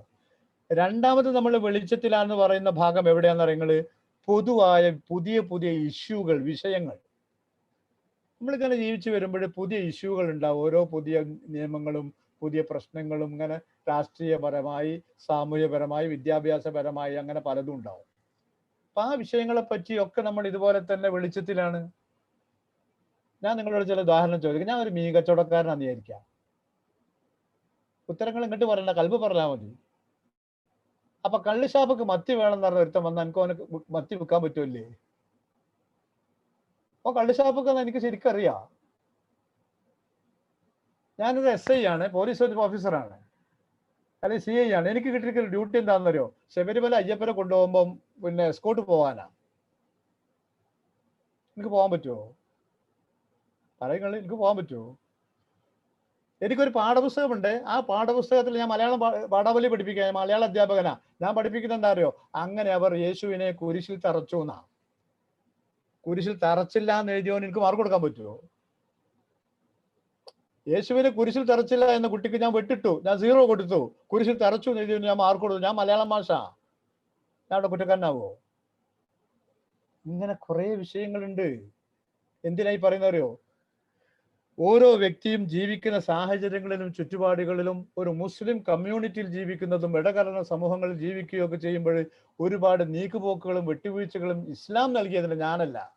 വിശ്വാസപരമായ കാര്യങ്ങളിലല്ല കേട്ടോ ഈ വിട്ടുവീഴ്ച, കർമ്മപരമായ വിഷയങ്ങളിൽ ആ വിട്ടുവീഴ്ചകളൊക്കെ എടുത്തുകൊണ്ട് നമുക്ക് തുറസായ ഒരു ജീവിതം ചെയ്യുക. നേരത്തെ പറഞ്ഞാൽ എന്താ, നീ അവിടെ പഠിപ്പിച്ചോ യേശു, കുട്ടികളോട് നീ പറഞ്ഞു കൊടുക്കുക എന്താന്ന് പറയാം, മക്കളെ യേശുവിനെ ക്രൂശിൽ തറച്ചു എന്നൊക്കെയാണ് ഈ ക്രിസ്ത്യൻ സമൂഹത്തിൽ നമ്മൾ ആളുകളൊക്കെ പറയും പ്രചരിപ്പിക്കുകയും ചെയ്യുന്നത്. എന്നാൽ ഇസ്ലാമിലെ കാഴ്ചപ്പാട് അതല്ല, കുരിശിൽ തറച്ചിട്ടില്ല എന്ന് അത് പറഞ്ഞ നിങ്ങൾക്ക് തറക്കരുത്. ഞാൻ എപ്പോഴും പറയാറുണ്ട് ക്ലാസ്സുകളിൽ, അധ്യാപനം എന്ന ജോലി മുസ്ലിം സ്ത്രീ പുരുഷന്മാർ ഉപേക്ഷിക്കരുത് എന്ന്. അത് LP സ്കൂൾ മുതൽക്ക് ഹൈസ്കൂൾ തലത്തിൽ വരെയുള്ള ജോലി. ഈ വളർന്നു വരുന്ന തലമുറയുടെ ബ്രെയിൻ കൈകാര്യം ചെയ്യുന്ന ഇവരാ. വലിയൊരു ശതമാനം അധ്യാപകന്മാരും ദൈവനിഷേധികളോ മതനിഷേധികളോ അവരുടെ ചളമാക്കുക, പരിഹസിക്കുക. നമ്മൾ ആൾക്കാർ മാറി നിൽക്കുക പലപ്പോഴും. ഇപ്പൊ കുറച്ചൊരു മാറ്റം വരുന്നുണ്ട്. മഹ്മൂദുൽ ഗസ്നവിയെ പറ്റി അമ്പലങ്ങൾ തകർത്ത ഒരു വ്യക്തിയായി പാഠപുസ്തകത്തിൽ ചരിത്രത്തിൽ പഠിപ്പിക്കുമ്പോൾ മഹ്മൂദുൽ ഗസ്നവി എന്ന് പറയുന്നത് ഒരു മുജദ്ദിദായ പണ്ഡിതനായാണ് മുസ്ലിം ലോകത്തിൽ അയാൾക്കുള്ള സ്ഥാനം. ഇബ്നു തൈമിയ്യ റഹ്മത്തുള്ളാഹി അലൈഹി പോലെ, മുഹമ്മദ് അബ്ദുൽ വഹാബ് റഹ്മത്തുള്ളാഹി അലൈഹി പോലെ ഒരു പണ്ഡിതൻ, ഒരു ഭക്തനായ മനുഷ്യൻ എന്നതിനേക്കാൾ ഏറെ പരിഷ്കർത്താവായ ഒരു നവോത്ഥാന നായകനായിട്ടാണ് അയാൾ സ്ഥിതി ചെയ്യുന്നത്. അയാൾ എങ്ങനെ അമ്പലങ്ങൾ കവർന്നവനായി മാറുന്നത്? അപ്പോ പാഠപുസ്തകത്തിൽ ഏത് പഠിപ്പിച്ചു കൊടുക്കുമ്പോൾ തന്നെ അതിന്റെ യഥാർത്ഥ വസ്തുക്കൾ പറഞ്ഞു കൊടുക്കാനുള്ള സ്വാതന്ത്ര്യം നമുക്കുണ്ടാവുമല്ലോ. ഇതേ പറഞ്ഞുള്ളൂ, ഞാനൊരു ഡോക്ടറാണെങ്കിൽ എൻ്റെ പക്കൽ 3-മത്തെയോ 4-മത്തെയോ ഗർഭം ധരിച്ചൊരു സ്ത്രീ വരുമ്പോ ഇനിമ്മ നിങ്ങൾ പ്രസവിക്കണ്ടോ എന്ന് ഞാൻ പറയാൻ പാടില്ല. ഞാൻ പറയേണ്ടത് എന്താ അറിയോ, പ്രസവിച്ചൂടി. പണ്ട് നമ്മളെ നാട്ടിലെ പെണ്ണുങ്ങളൊക്കെ 10, 12, 14 പ്രസവിച്ചിട്ട് ഓരോ ആരോഗ്യവതികളായി ജീവിച്ചാണ്. പ്രത്യേകിച്ച് ഒരു ജനാധിപത്യ രാജ്യത്തിൽ ഒരാൾക്ക് ഒരു വോട്ടേ ഉള്ളൂ. നിങ്ങളെ വരയിൽ ഒരു 100 വോട്ടെങ്കിലും ഉണ്ടാക്കാൻ നോക്കി നിങ്ങൾ. ഇതാ ഞാൻ പറയേണ്ടത്. അപ്പൊ എങ്ങനെ കുട്ടികൾക്ക് തിന്നാൻ കൊടുക്കാതെ എല്ലാവർക്കും തിന്നാൻ ഉണ്ടാക്കിയൊക്കെ നമ്മൾ ഉണ്ടാക്കി വെച്ചിട്ടാണല്ലോ അവർക്ക് അത് കിട്ടിയത്. അന്ധവിശ്വാസിയൊന്നുമല്ല ഞാൻ, ബോധത്തോടെ തന്നെ പറയുന്നത്. അപ്പൊ ഓരോ രംഗത്ത് നിന്നുകൊണ്ടും വെളിച്ചം ഉണ്ടാക്കാനും വെളിച്ചം പറഞ്ഞു കൊടുക്കാനും നമ്മളൊക്കെ ഉണ്ടാവും എന്നാണ് പറഞ്ഞത്. അപ്പൊ ഈ വിഷയമുണ്ട്. എന്താണ്? പിന്നെ ഈ ബാബരി മസ്ജിദിന്റെ വിഷയം, അല്ലെങ്കിൽ പൗരത്വ ബില്ല്, അതിനെപ്പറ്റിയൊക്കെ ഒരു വ്യക്തമായ ഒരു തീരുമാനവും വെളിച്ചവും നമുക്കുള്ളിൽ ഉണ്ടാവുകയും വേണം. ഇതാണ് പറഞ്ഞത്. ഈ ആയത്തിൽ നിന്ന് കിട്ടിയ പാഠം, ഇസ്ലാം ഈമാൻ വെളിച്ചമാണ്, വിശ്വാസികൾ വെളിച്ചത്തിന്റെ കൂടെയാണ്. മതപരമായ വിഷയങ്ങളിലാവട്ടെ പുതിയ ഭൗതികമായ വിഷയങ്ങളിലാവട്ടെ ഒരു ഇരുട്ടിൽ തപ്പേണ്ട അവസ്ഥ മുസ്ലിങ്ങൾക്ക് ഉണ്ടാവില്ല. ഞാൻ ഈ ക്ലാസ്സിലൊക്കെ ചിലപ്പോൾ അങ്ങനത്തെ ഉദാഹരണമൊക്കെ പറഞ്ഞ് ഞങ്ങൾ വിചാരിക്കും ഈ കുട്ടികളും ബാപ്പിയും ഒക്കെ ഇരിക്കണമെന്ന് പറയാൻ പറ്റുമോ? ഒരു കുട്ടി ചോദിച്ചു നോക്കാം, പ്രേമിക്കാൻ പറ്റുമോ? പറ്റൂലടാ. പറ്റുമടാ? ഉസ്താദിന് വട്ടാലോ? ഇല്ല. അവനാൻ കിട്ടിയ ഭാര്യയെ പ്രേമിക്കണം, കണ്ട പെണ്ണുങ്ങളെ പിന്നാലെ പോയി പ്രേമിക്കാനും നടക്കരുത്. അത് തന്നെ എന്റെ ഹുക്കുമ്. ഇതിങ്ങനെ പറയാത്തതുകൊണ്ടാണ് ഈ ബുദ്ധിമുട്ടൊക്കെ. നിങ്ങൾ മിമ്പർമെന്ന് പറയാൻ സമയക്കൂല, ക്ലാസ് ഒന്നും പറയാൻ സമയക്കൂല. ഈ കുട്ടികൾ വിചാരിച്ചതൊക്കെ എന്തോ പുണ്യാണ്. ഖത്തറിന് MES പഠിക്കുന്ന ഒരു കുട്ടീനോട് വന്നിട്ട് പറഞ്ഞൊരു പെൺകുട്ടി, ഉസ്താദെ വാക്ക് കൊടുത്താൽ പാലിക്കണ്ടേന്ന് ചോദിച്ചു. ആന്നറിഞ്ഞു. എന്നാ ഞാൻ ആ ചെക്കന് വാക്ക് കൊടുത്താണോ ഓനെ തന്നെ കെട്ടിക്കോളാം, തമാശയല്ലേ യഥാർത്ഥത്തിൽ. അപ്പൊ എടാ കുട്ടി, ഞാൻ നിനക്ക് ഈ എന്റെ കയ്യിലുണ്ടായിരുന്നു അവിടെ ഓഫീസിൽ ഇരിക്കുന്ന ഒരു സാധനം, ഇത് തരാന്ന് വാക്ക് തന്നു. നാളെ വന്ന് ഈ ചോദിച്ചാൽ എനിക്ക് തരാൻ പറ്റുമോ? കാരണം എന്താ, ഈ സാധനം എന്റേതല്ല. എന്റേതല്ലാത്തൊരു സാധനം എങ്ങനെ ഞാൻ നിനക്ക് തരാം? എന്റെ തടി എന്റേതാ, പക്ഷെ നിന്നെ വിവാഹം കഴിപ്പിച്ചു കൊടുക്കുക എന്നത് എന്റെ അവകാശമല്ല, എന്റെ വലിയന്റെ അവകാശം. അയാൾ വാക്ക് കൊടുത്താൽ പാലിക്കണം എന്ന് പറഞ്ഞു. അപ്പൊ അതുകൊണ്ട് മേലാൽ ഒരു ആരെങ്കിലും വന്നിട്ട് എന്നെ ഇഷ്ടാനടി, എന്നെ കണ്ടിട്ട് എനിക്ക് മറക്കാൻ പറ്റുന്നില്ല എന്ന് പറഞ്ഞാൽ ബാപ്പാന്റെ അഡ്രസ്സും ഫോൺ നമ്പറും കൊടുക്കുക, അവിടെ പോയിട്ട് സംസാരിക്കട്ടെ, എന്നിട്ടൊന്ന് കെട്ടിച്ചോട്ടെ, കലാസല്ല എന്താ. എന്നിട്ട് നിങ്ങൾ മരണപ്രേമം പ്രേമിച്ചോ, അത്ര തന്നെ. വിടരുത്. പിന്നെന്താണ് അനശ്വരം, എന്തൊക്കെയാണ് കുറെ വാക്കുകളില്ല, അങ്ങനെ തന്നെ. അതതിന്റെ മുമ്പല്ല, അതതിന്റെ അർത്ഥം. ഈ പച്ചയായി ദീനിന്റെ കാര്യങ്ങൾ പറഞ്ഞു കൊടുത്ത് ഈ വെളിച്ചം ഉണ്ടാവണമെന്ന് പറഞ്ഞതിനർത്ഥം 2 കാര്യങ്ങളായി അല്ലെ. നമ്മൾ വെളിച്ചത്തിലാണ്, വെളിച്ചത്തിന്റെ ആളുകളാണ് നമ്മള്. പിന്നെ ഇരുട്ടത്ത് തപ്പാൻ, ഒരു വിഷയത്തിലും ഇരുട്ടത്ത് തപ്പാൻ പാടില്ലാത്തവരാണ് എന്ന്. ഇനി എനിക്ക് ആ ആയത്തിൽ നിങ്ങൾക്ക് തരാനുള്ള ഒരു പാഠം എന്താണെന്നറിയോ?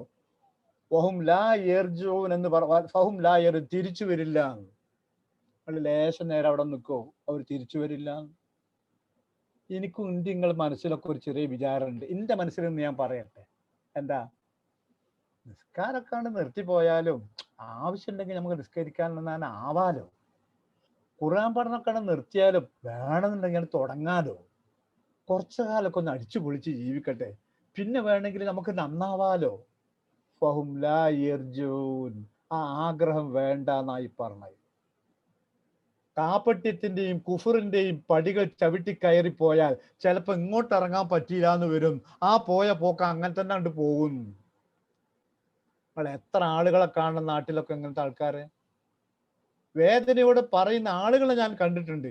ഇങ്ങനൊന്നുമല്ല വിചാരിച്ചത്, അതിനൊക്കെ ഒന്ന് മടങ്ങണം വിടണമൊക്കെ വിചാരിച്ചിട്ടുണ്ട്, പക്ഷെ മടങ്ങാൻ പറ്റിയില്ല. ഇനി അവനെങ്ങാനും മടങ്ങാൻ വിചാരിച്ചാലോ, മടങ്ങാൻ വിചാരിച്ചോലിട്ട് വിടൂല്ല. നിങ്ങളെങ്ങാനും നാട്ടിൽ പോയിട്ട് രാത്രി ഉറക്കഴിഞ്ഞിട്ട് നിസ്കരിച്ചു നോക്കി. ഇപ്പോഴത്തെ കുറെ മാറ്റമൊക്കെ ഉണ്ട്, പക്ഷെ കുറച്ച് മുമ്പത്തെ കാലത്ത് ഉമ്മ എന്താ പറയാ, ഈ ചെക്കൻ എന്തോ തകരാറ് പറ്റിയിരുന്നു, ചെലക്കൻ പാതിരക്ക് നിസ്കരിക്കണ്. കെട്ടിയോള് പറയും, മക്കളെ ബാപ്പാക്ക് എന്തോ കാര്യമായിട്ടുണ്ട്, ബാപ്പ ഉറങ്ങണില്ല. കെട്ടിയോളെ പറ്റി നിങ്ങൾ എന്താ പറയാ, ഓക്ക് എന്തോ ഒരു ഭക്തിയോ എന്തോ ഇപ്പൊ കൂടിയിരിക്കണ്. നാട്ടുമ്പുറത്തെ വർത്താനാണെങ്കിൽ ജിന്നു കൂടിയതായിട്ടാണ്. ഞാൻ ആരും അതിന്റെ പിന്നാലെ കൂടല്ലേ, ഒരു ജിന്നും കൂടൂല, ഓൾക്ക് ഓല പണിയുണ്ട്. പിന്നെ ആ ജിന്നെ മറ്റേ കൂടിയതാണ്, ഇവിടെ ഒരു മുസല്ലിയായിട്ട് നടക്കണ് പഠിച്ച തമ്പുരാന് നന്നാകാൻ സമ്മതിക്കൂല എന്നർത്ഥം. ഖത്തറിലൊക്കെ വലിയ പള്ളികൾ വളരെ ഇഷ്ടമാണ്. അപ്പൊ ആ പള്ളികളിൽ ഒരു ഒഴിഞ്ഞ ഭാഗത്ത് ഇങ്ങനെ പടച്ചോനായിട്ട് സംസാരിച്ചിരിക്കാൻ നല്ല സുഖ. ഹറമിൽ കിട്ടുന്ന ഒരു സുഖത. ഹറമിൽ എവിടെ പോയിരുന്നാലും ഒരാൾ വന്ന് ശല്യപ്പെടുത്തുള്ളൂ, അവിടെ ഇരുന്നാണ് ഓരോ പാട്ട് പോയിക്കോളും. ബിൻ മഹമ്മൂദിലെ പള്ളിയിലോ ദോഹാദിലെ പള്ളിയിലോ എവിടെയെങ്കിലും ഒന്ന് ജമാഅത്ത് കഴിഞ്ഞ് സ്വദേശം നേരെ ഇരുന്നാൽ നമ്മളെ സുഹൃത്തുക്കൾ, ആത്മാർത്ഥമുള്ള സുഹൃത്തുക്കൾ പറയും, എന്തേ പറ്റി, എന്തേ ഇരിക്കണ്, പോര്, കുറച്ച് കൂട്ടിക്കൊണ്ടുപോകും. നമ്മളിവിടെ കുറച്ച് സമയം ഒന്ന് സ്വസ്ഥായതാണ് പടച്ചവനായിട്ട് സംസാരിക്കാൻ. പടച്ചവനുമായി സംസാരിക്കാന്ന് പറഞ്ഞാൽ അങ്ങനെ അവനാന്റെ വിഷമങ്ങൾ പറയണം, അവനാന്റെ ചിന്തകളൊക്കെ ഒന്ന് അടുക്കി കൂട്ടണതിനൊക്കെ വേണ്ടി വിടൂല മനുഷ്യന്മാർ. അപ്പോ അതുകൊണ്ട് തിരിച്ചു വരാൻ കഴിയുമെന്ന് വിചാരിച്ച ആരും പാപത്തിന്റെ ഭാഗത്തൂടെ പോകണ്ട. അതാണ് ആയത്തിന്റെ അർത്ഥം. അടുത്ത ആയത്തിലേക്ക് പോകണം. ഒരു നോക്കി, ഇവിടെ ആരോ താടിയിൽ കത്രിക തൊടാൻ പാടില്ല. മക്കളെ, ഞാൻ ഈ പറയുന്നിടത്തൊക്കെ ഈ ഉദാഹരണങ്ങളെ പിന്നാലകൾ വല്ലാതെ നിൽക്കല്ലേ, അതൊക്കെ ഞാൻ പറഞ്ഞുകൊണ്ട്. നബി സല്ലല്ലാഹു അലൈഹി വസല്ലം ഒരു പ്രാവശ്യം തല തടവിയിട്ടുള്ളൂ എന്ന് കേട്ടു, ശരിയാണോ? അതെ. ഒരു ഷെഫ് ബർത്ത്ഡേ കേക്ക് ഉണ്ടാക്കുന്നതിൽ തെറ്റുണ്ടോ? പിന്നെ നബി സല്ലല്ലാഹു അലൈഹി വസല്ലം താടിയുടെ വിഷയം കുറച്ചുകൂടി സാവധാനത്തിലൊക്കെ പറയണ്ട, ഞാൻ പറഞ്ഞു തരാം പിന്നീട് അതിന്റെ സന്ദർഭം പോലെ. പിന്നെ നബി സല്ലല്ലാഹു അലൈഹി വസല്ലം തല തടവിയതിനെ പറ്റി പറയുന്നിടത്ത് ഒരു പ്രാവശ്യം മാത്രമാണ് തടവിയത് എന്നാണ് ഹദീസുകൾ കൊണ്ട് സ്ഥിരപ്പെട്ടിരിക്കുന്നത്. അതുകൊണ്ട് ഒരു പ്രാവശ്യം മാത്രം തടവിയാൽ മതി. ബാക്കി 3 പ്രാവശ്യം എന്ന് പറയുന്നവർ ബാക്കിയൊക്കെ 3 അതും ഇത് 3 എന്നാണ് അവർ പറഞ്ഞിരിക്കുന്നതെന്ന് അർത്ഥം. ഇനി ഒരു ഷെഫ് ബർത്ത്ഡേ കേക്ക് ഉണ്ടാക്കുന്നതിൽ തെറ്റുണ്ടോ? ഒരു തെറ്റുമില്ല. അതിൽ ഉണ്ടാക്കാൻ ഉപയോഗിക്കുന്ന വസ്തുക്കളൊക്കെ ഹലാലായ വസ്തുക്കളും ഉണ്ടാക്കാൻ വരുത്തിയിരിക്കുന്ന വില ഒരു മിതമായ വില, മാന്യമായ വിലയായിരിക്കണം. വില നിയന്ത്രിക്കാൻ നബി സല്ലല്ലാഹു അലൈഹി വസല്ലം തയ്യാറായിട്ടില്ല. അത് പടച്ചവൻ നിയന്ത്രിച്ചോട്ടെ എന്ന് പറയാ ചെയ്ത്. അവനാന്റെ അധ്വാനത്തിന്, അവൻ മുടക്കുന്ന പണത്തിനനുസരിച്ചിട്ടുള്ള ലാഭം അയാൾക്ക് എടുക്കുകയും ചെയ്യും, അതാകാവുന്നതാണ്. നേരത്തെ പറഞ്ഞത് കള്ളുഷാപ്പുകാർക്ക് ഞാൻ മീൻ കുക്ക് കൊടുക്കില്ല എന്നുണ്ട് കച്ചവടം നടത്താൻ പറ്റൂല, ഒരു കച്ചവടം നടത്താൻ പറ്റൂല. കക്കാൻ പോണ ബസ് കയറ്റില്ല എന്ന് പറയാൻ പറ്റുമോ? നമ്മളായിട്ട് ബസ് കൊണ്ടേ നിർത്തി പോരടോ എന്ന് പറഞ്ഞ് കൊണ്ടുപോകണ്ട, ഓങ്കേരി പോയല്ല എന്താ. നമുക്ക് നമ്മൾ അവനോട് ചെയ്തു കൊടുത്തിരിക്കുന്നത് ബസ്സിൽ കയറി അവിടെ എത്തിച്ചു കൊടുത്തു, ഇത്ര കിലോമീറ്റർ പോയതിന് ഇത്ര പൈസ വാങ്ങിയുള്ളത് മാത്രമാണ്. അപ്പൊ നമ്മള് സമാധാനത്തോടെ നിൽക്കുക. എന്താടോ നിങ്ങളെ ദീൻ ഇങ്ങനെ? എടോ, ഞങ്ങളെ ദീനിൽ ഞങ്ങൾ വെളിച്ചത്തിന്റെ ആളുകളെ, ഇരുട്ടിന്റെ ആളുകളല്ല. ഞങ്ങൾക്ക് എന്തിനെ പറ്റും വ്യക്തമായ ബോധമുണ്ട്, പിന്നെ മതവിധിയുണ്ട്. ഞങ്ങൾക്കറിയുമെങ്കിൽ ഞങ്ങളെ കൂട്ടത്തിൽ അറിവുള്ളവർ ഞങ്ങൾക്കത് പറഞ്ഞു തരും. അതിനാണ് ഞങ്ങൾ വെള്ളിയാഴ്ച പള്ളിയിലൊക്കെ പോകണത്. അവിടുന്ന് കിട്ടും ഞങ്ങൾക്ക് വേണ്ട നിർദ്ദേശങ്ങൾ എന്താണെന്ന്. അതനുസരിച്ച് ഞങ്ങൾ മുന്നോട്ട് പോകുന്നു. അള്ളാഹു കാത്തുരക്ഷിക്കട്ടെ. അടുത്ത ആയത്തിലേക്ക് പോവാം. സുമ്മും ബുക്കുമും നൊമ്യങ്ങൾ ശ്രദ്ധിച്ചല്ലോ. കുറെ മനുഷ്യന്മാരുണ്ട് ഇങ്ങനെ, വാ തുറക്കേണ്ട സമയത്ത് വാ തുറക്കൂല, കേൾക്കേണ്ട സമയത്ത് കേൾക്കാത്തമായിരിക്കും, കാണേണ്ടതും കാണാത്തമാരി നിൽക്കും. ആ കോലത്തിലൊക്കെ ആവണ്ടെന്നർത്ഥം. അടുത്ത ആയത്ത് ഔക്ക ഓതി നോക്കി. ഔക്ക സ്വൈ ഒന്ന് ഓതിക്കാളികളെല്ലാരും. ഏത് 19-20 ആയത്തുകള്. ഔക്ക സ്വയ്യിബിൻ മിനസ് സമായി ഫീഹി ളുലുമാതുൻ വറഅദുൻ വബർഖ് يجعلون أصابعهم في آذانهم من الصواعق حذر الموت والله محيط بالكافرين يكاد البرق يخطف أبصارهم كلما أضاء لهم مشوا فيه وإذا أظلم عليهم قاموا ولو شاء الله لذهب بسمعهم وأبصارهم إن الله على كل شيء قدير. അല്ലെങ്കിൽ ഇവർക്കുള്ള ഉപമ രണ്ട് ആയത്തുകളിലായി ഒരു കൂട്ടം ഒരു ചിത്രീകരണം നൽകുകയാണ്, ഒരു രൂപം. പടച്ചോനെ അറിഞ്ഞും കൊണ്ട് ബർത്ത്ഡേ കേക്ക് ഉണ്ടാക്കി കൊടുക്കാം, നിങ്ങൾ അവിടെ പോരും, നമ്മൾ ഇവിടെ നിൽക്കാം, ഞാൻ പിന്നീട് പറഞ്ഞുതരാം. ഓക്കെ, സാരല്ല, നിങ്ങൾ വെറുപ്പൊന്നും വിചാരിക്കല്ലേ, സാരല്ല. അപ്പൊ ഔക്ക സ്വയ്യിബിൻ മിനസ്സമായി, അല്ലെങ്കിൽ അവരുടെ ഉപമ സ്വയ്യിബിൻ, ഒരു സ്വയ്യിബ് പോലെയാണ്. സ്വയ്യിബ് എന്ന് പറഞ്ഞാൽ പേമാരി, ബർത്ത്ഡേ കേക്കില്ലേ,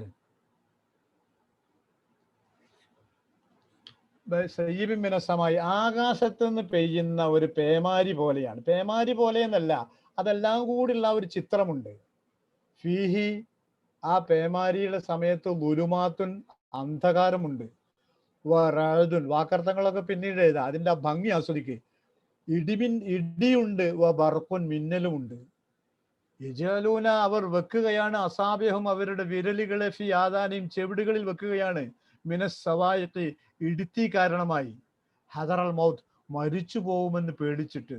അല്ലാഹു മുഹീത്തും ബിൽ കാഫിരീൻ, അള്ളാഹു അവിശ്വാസികളെ വലയം ചെയ്ത് നിൽക്കുകയാണ്. എന്തൊക്കെ പറഞ്ഞു? നല്ല ഇരുട്ടുള്ളൊരു രാത്രി, അയാൾ വഴിയിലാണ്, യാത്ര ചെയ്യുകയാണ്, അയാളെ പക്കൽ വെളിച്ചമില്ല.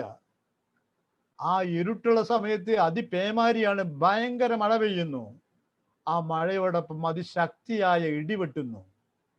ആ ഇടിയുടെ ശബ്ദം പേടിച്ചിട്ട് അയാൾ വിരലുകൾ ചെവിട്ടിൽ വെച്ചിരിക്കുന്നു, സഹിക്കാൻ പറ്റുന്നില്ല. മാത്രമല്ല അയാളുടെ മിന്നലുകൾ അതിന് മാത്രമുണ്ട്, തീർന്നില്ല. യക്കാദുൽ ബർഖു യഖ്തഫു അബ്സാറഹും, മിന്നലുകൾ അവരുടെ കാഴ്ചകളെ, ദൃഷ്ടികളെ റാഞ്ചി കൊണ്ടുപോകാറായിരിക്കുന്നു. മിന്നലെറിയുമ്പോ, മിന്നല് അടിക്കുമ്പോ അതിന്റെ ശക്തിയിൽ കണ്ണ് തന്നെ തള്ളിപ്പോകുന്നു, കണ്ണിന്റെ കാഴ്ച തള്ളിപ്പോകുമെന്ന് തോന്നുന്നു. ഈ ജാതി ഇരുട്ടത്തൊരു മനുഷ്യൻ എത്തിപ്പെട്ടു, അയാൾക്ക് നടക്കാൻ വയ്യ, വഴിയറിയില്ല. കുല്ലമാ അലാഅലഹും, ആ മിന്നൽ വെളിച്ചം നൽകുമ്പോഴൊക്കെ മശൂഫി, അതിലവർ ഇത്തിരി നടന്നു. മിന്നലിന്റെ വെളിച്ചത്തിൽ ഒരടി മുന്നോട്ട് വെക്കും. വൈദാ അദ്ലമഅലൈഹിം, അത് ഇരുട്ടായി മാറുമ്പോ ഖാമു, അവിടെ നിൽക്കുകയും ചെയ്യും. വലൗശാ അല്ലാഹ്, അള്ളാഹു ഉദ്ദേശിച്ചിരുന്നുവെങ്കിൽ ലദഹബ ബിസംഇഹിം വഅബ്സാരിഹിം, അവരുടെ കാഴ്ചയും കേൾവിയും ഒക്കെ നഷ്ടപ്പെട്ടു പോകുമായിരുന്നു. അത് അള്ളാഹുവിന്റെ തീരുമാനം, അള്ളാഹുക്ക് സാധ്യമാണത്. ഇന്നല്ലാഹു അലാ കുല്ലി ഷൈഇൻ ഖദീർ, അള്ളാഹു എല്ലാറ്റിനും കഴിവുള്ളവനാണ്. ആ ഉപമ കിട്ടിയോ തലയിൽ? എനിക്കതേ ആവശ്യമുള്ള. ആദ്യത്തില്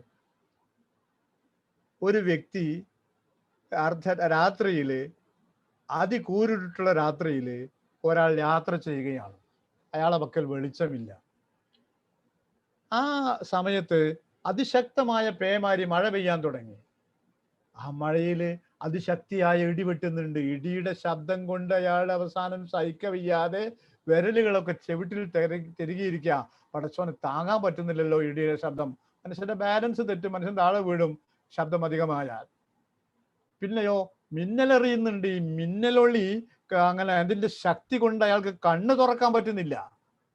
അഥവാ എപ്പോഴെങ്കിലും ഒരു മിന്നൽ സമമായ ഒരു ശാന്തമായി ലഭിച്ചു കഴിഞ്ഞാൽ അതിലയാൾ ഒരടി വെക്കും, പിന്നെ അയാൾ അടുത്ത മിന്നലിന് വേണ്ടി കാത്തിരിക്കുകയാണ്. ഈ ഒരു അവസ്ഥയിൽ എത്തിപ്പെട്ട ഒരു മനുഷ്യന്റെ അവസ്ഥയാണ് കപടന്മാരുടെ അവസ്ഥ. അപ്പം ഉപമ ഇതാന്ന് മനസ്സിലായി കഴിഞ്ഞു. ഇനി ആരെയാണ് ഉപമിക്കുന്നത്? കപടന്മാരെ. ഞാൻ നേരത്തെ പറഞ്ഞു, കപടന്മാരുടെ ഏത് വിഭാഗത്തെ? ഈ ആയത്തിന്റെ വിശദീകരണം കണ്ടാൽ തോന്നും നേരത്തെ പറഞ്ഞ പോലെയുള്ള ഒരു ഇത്തിരി കാലം ഇസ്ലാമിന്റെ കൂടെ നടന്ന് പിന്നെ അങ്ങോട്ട് മാറി നിന്ന ആളുകളല്ല ഇത്. ഇത് സത്യത്തിൽ കാപട്യത്തിന്റെ നേതൃത്വം വഹിക്കുകയോ കാപട്യത്തിന്റെ ആസൂത്രണങ്ങൾ നടത്തുകയോ ശത്രുത തീർക്കാൻ വേണ്ടി മനഃപൂർവ്വം കാപട്യം എടുത്തുകൊണ്ട് നടക്കുകയോ ചെയ്യുന്ന ആളുകളാണ്. ശരിക്കും അതിൽ ഇഖ്ലാസുള്ള മുനാഫിക്ക് നടത്തുള്ളൂ, അങ്ങനെ പറഞ്ഞാൽ മനസ്സിലാവുള്ളൂ. ഇഖ്ലാസുള്ള മുനാഫിക്ക് എന്ന് പറഞ്ഞാൽ സജീവരായ മുനാഫിക്കുകൾ. അവരവസ്ഥ ഏതാ? എന്താ അവസ്ഥ? ഇത് നിങ്ങൾ ആ രംഗം ഒന്ന് ആലോചിച്ച് നോക്കി. ഒരാളെ ഒരു മനസ്സുകൊണ്ട് ഭാവനയിൽ നിങ്ങൾക്കത് കാണാൻ കഴിയണം. അയാൾ യാത്ര പുറപ്പെട്ടതാ, പക്ഷെ ഇരുട്ടാ, കൂരാക്കൂരിരുട്ട്. അയാളെ പക്കൽ വെളിച്ചൊന്നുമില്ല. അയാൾ മെല്ലെ തപ്പിത്തടഞ്ഞ് പോകാൻ മെനക്കെട്ടപ്പോഴാണ് അതിശക്തമായ മഴ. കോരിച്ചൊരിയുന്ന മഴയിൽ നനഞ്ഞു നിൽക്കുന്ന ആ മനുഷ്യന് ഇനി മുന്നോട്ടൊരു കാല് വെക്കണമെങ്കിൽ അത് കുഴിയാണോ, അത് പിന്നെ ബുദ്ധിമുട്ടുള്ള സ്ഥലമാണോ, നല്ല സ്ഥലമാണോ എന്ന് അയാൾക്ക് അറിയില്ല. ആ സമയത്താണ് ചെകിടടപ്പിക്കുന്ന ഇടിയാണ് വിട്ടുന്നത് അയാൾക്ക്. അപ്പോ പുറമെ ഈ കോലാഹലങ്ങളും ബഹളങ്ങളും നടക്കുമ്പോ അയാളുടെ മനസ്സിലാകെ ആദിയാണ് ഹദറൽ മൗത്ത്. ഞാൻ ചത്തുപോവോ, ഇവിടെ ആവോ എൻ്റെ ഒടുക്കോ, ഞാൻ എൻ്റെ വീട്ടിലൊന്നും എത്തൂലേ, വേണ്ടപ്പെട്ടവരെ കാണാൻ കഴിയില്ലേ, ഇവിടെ എൻ്റെ അവസാനമായിരിക്കുമോ, ഇവിടെ എൻ്റെ ബാലൻസ് തെറ്റുമോ, എൻ്റെ കണ്ണിൻ്റെ കാഴ്ച ശക്തി നഷ്ടപ്പെട്ടുമോ എന്നാകെ ഭയാശങ്കയിലാണ്. അസ്വസ്ഥനാണ്, ഭയമാണ് അയാളെ ഉള്ളിലും പുറത്തും. ഈ അവസ്ഥയിൽ നടന്നു പോകുന്ന ഒരു മനുഷ്യന്റെ അവസ്ഥയാണ് കപടന്മാരുടെ അവസ്ഥ എന്ന് പറഞ്ഞാൽ എന്താണ് ഈ ആയത്ത് കൊണ്ട് കിട്ടുന്ന അവസ്ഥ? ഒരു വലിയ ചിന്ത ഉണ്ട്. എന്താ അറിയോ, നമ്മളിപ്പോ പലപ്പോഴും ഞാനും നിങ്ങളും ഒക്കെ ഇങ്ങനെ ഇപ്പം വേറൊരു ഉദാഹരണം പറയാം. പള്ളിയിലൊക്കെ നമ്മൾ പല ആളുകളെയും കണ്ടുമുട്ടുകയും സലാം പറയുകയൊക്കെ ചെയ്യുമ്പോൾ നമ്മൾ വിചാരിക്കും വളരെ ഭാഗ്യവാനാണ്, ശമ്പളമൊക്കെ ഉണ്ട്, നല്ല സുഖമാണ്, പ്രത്യേകിച്ച് വിഷമമൊന്നുമില്ലാത്ത ആളാണ് അങ്ങനെയൊക്കെ. പക്ഷെ നമ്മൾ അവരുമായി ചിലപ്പോൾ ഇരുന്ന് സംസാരിക്കാൻ, അവർ നമ്മളുമായി ആശയവിനിമയം നടത്തുമ്പോഴാണ് നമുക്ക് മനസ്സിലാകുന്നത് ഈ ചിരിക്കുന്ന മനുഷ്യന്റെ ഉള്ളിൽ എന്തുമാത്രം കരയുന്ന ഒരു മനുഷ്യനുണ്ട്. എനിക്ക് ഒരുപാട് ഉദാഹരണങ്ങളുണ്ട്. കാരണം ഞാൻ അവിടെ അങ്ങനെ ആ കൂട്ടത്തിൽ ജീവിച്ചിരുന്നത് കൊണ്ട്, താമസിച്ചിരുന്നത് കൊണ്ട് നിങ്ങൾക്കുണ്ടാവും. പലരും ഒഴിവ് സമയത്ത് അവരുടെ വിഷമങ്ങൾ പങ്കുവെക്കാൻ വേണ്ടി വരാറുണ്ട്. അപ്പം മക്കളെ ഭാഗത്ത്, മക്കളെ വിവാഹത്തിന്റെ വിഷയത്തിൽ, മക്കളെ കുടുംബജീവിതത്തിന്റെ വിഷയത്തിൽ, പേരക്കിടാങ്ങളുടെ വിഷയത്തിൽ, പിന്നെ ഈ ഭാര്യയുടെ വിഷയത്തിൽ, മാതാപിതാക്കളുടെ വിഷയത്തിൽ, എന്തിലൊക്കെയാ എനിക്ക് വല്ലാതെ വേദന തോന്നിയ കുറേ സന്ദർഭങ്ങളുണ്ട്. ഞാൻ ഇനി 4 മാസത്തേക്ക് നാട്ടിൽ നിന്ന് വരൂല, ഇങ്ങോട്ട് വരൂല എന്നൊക്കെ പറഞ്ഞു പോയ ചില സുഹൃത്തുക്കൾ എല്ലാവരും അല്ലേ, അവരാരും ഈ ക്ലാസ്സിൽ ഇല്ല ഇപ്പൊ. അതുകൊണ്ടാണ് ഞാൻ പറയാൻ കാരണം. അവർ നിങ്ങളാർക്ക് സങ്കല്പിച്ചാലും എത്തൂല. അവരൊക്കെ ഞങ്ങൾ അങ്ങനെയൊക്കെ യാത്രയാക്കിയ ആളുകള് ഒരാഴ്ച കഴിയുമ്പോഴേക്ക്, 2 ആഴ്ച കഴിയുമ്പോഴേക്ക് തിരിച്ചു വന്നു. ആ എന്ത്, പിന്നെ ഒരു കരച്ചിലാ. ആർക്ക് വേണടോ നമ്മളെയൊക്കെ? ഉള്ള സമ്പാദ്യം കൊണ്ട് പെങ്ങന്മാരെ മുഴുവൻ കെട്ടിച്ച്, ഉള്ള സമ്പാദ്യം കൊണ്ട് വീടൊക്കെ മൊഞ്ചാക്കി, ആ വീട് പാപ്പാൻ്റെയും ഉമ്മാൻ്റെയും പേരിലോ അല്ലെങ്കിൽ വേറെ മക്കളെ പേരിലോ ആക്കി അവനാൻ ഒരുപാട് പിന്നെ പ്രവാസികളെ കഥയാണ് ഞാൻ ഈ പറഞ്ഞത്. എല്ലാവർക്കും എല്ലാം ആയപ്പോ പാപ്പാനും ഉമ്മാനെയും ഹജ്ജിനോ ഉംറൊക്കെ കൊണ്ടുപോയൊക്കെ ചെയ്തപ്പോ ചില മാതാപിതാക്കൾ ഈ മക്കളോടുള്ള നന്ദി ഒരുപാട് കാണിച്ചിട്ടുണ്ട്. അള്ളാഹ് അനുഗ്രഹിക്കട്ടെ. വസിയ്യത്ത് പറഞ്ഞിട്ടുണ്ട്, എടാ ഇക്കാക്കാന്റെ രക്താണ്, ഇക്കാക്കാന്റെ വിയർപ്പാണ്, ഇതൊക്കെ മറക്കരുത് എന്ന്. മനുഷ്യൻ വേഗം മറക്കും.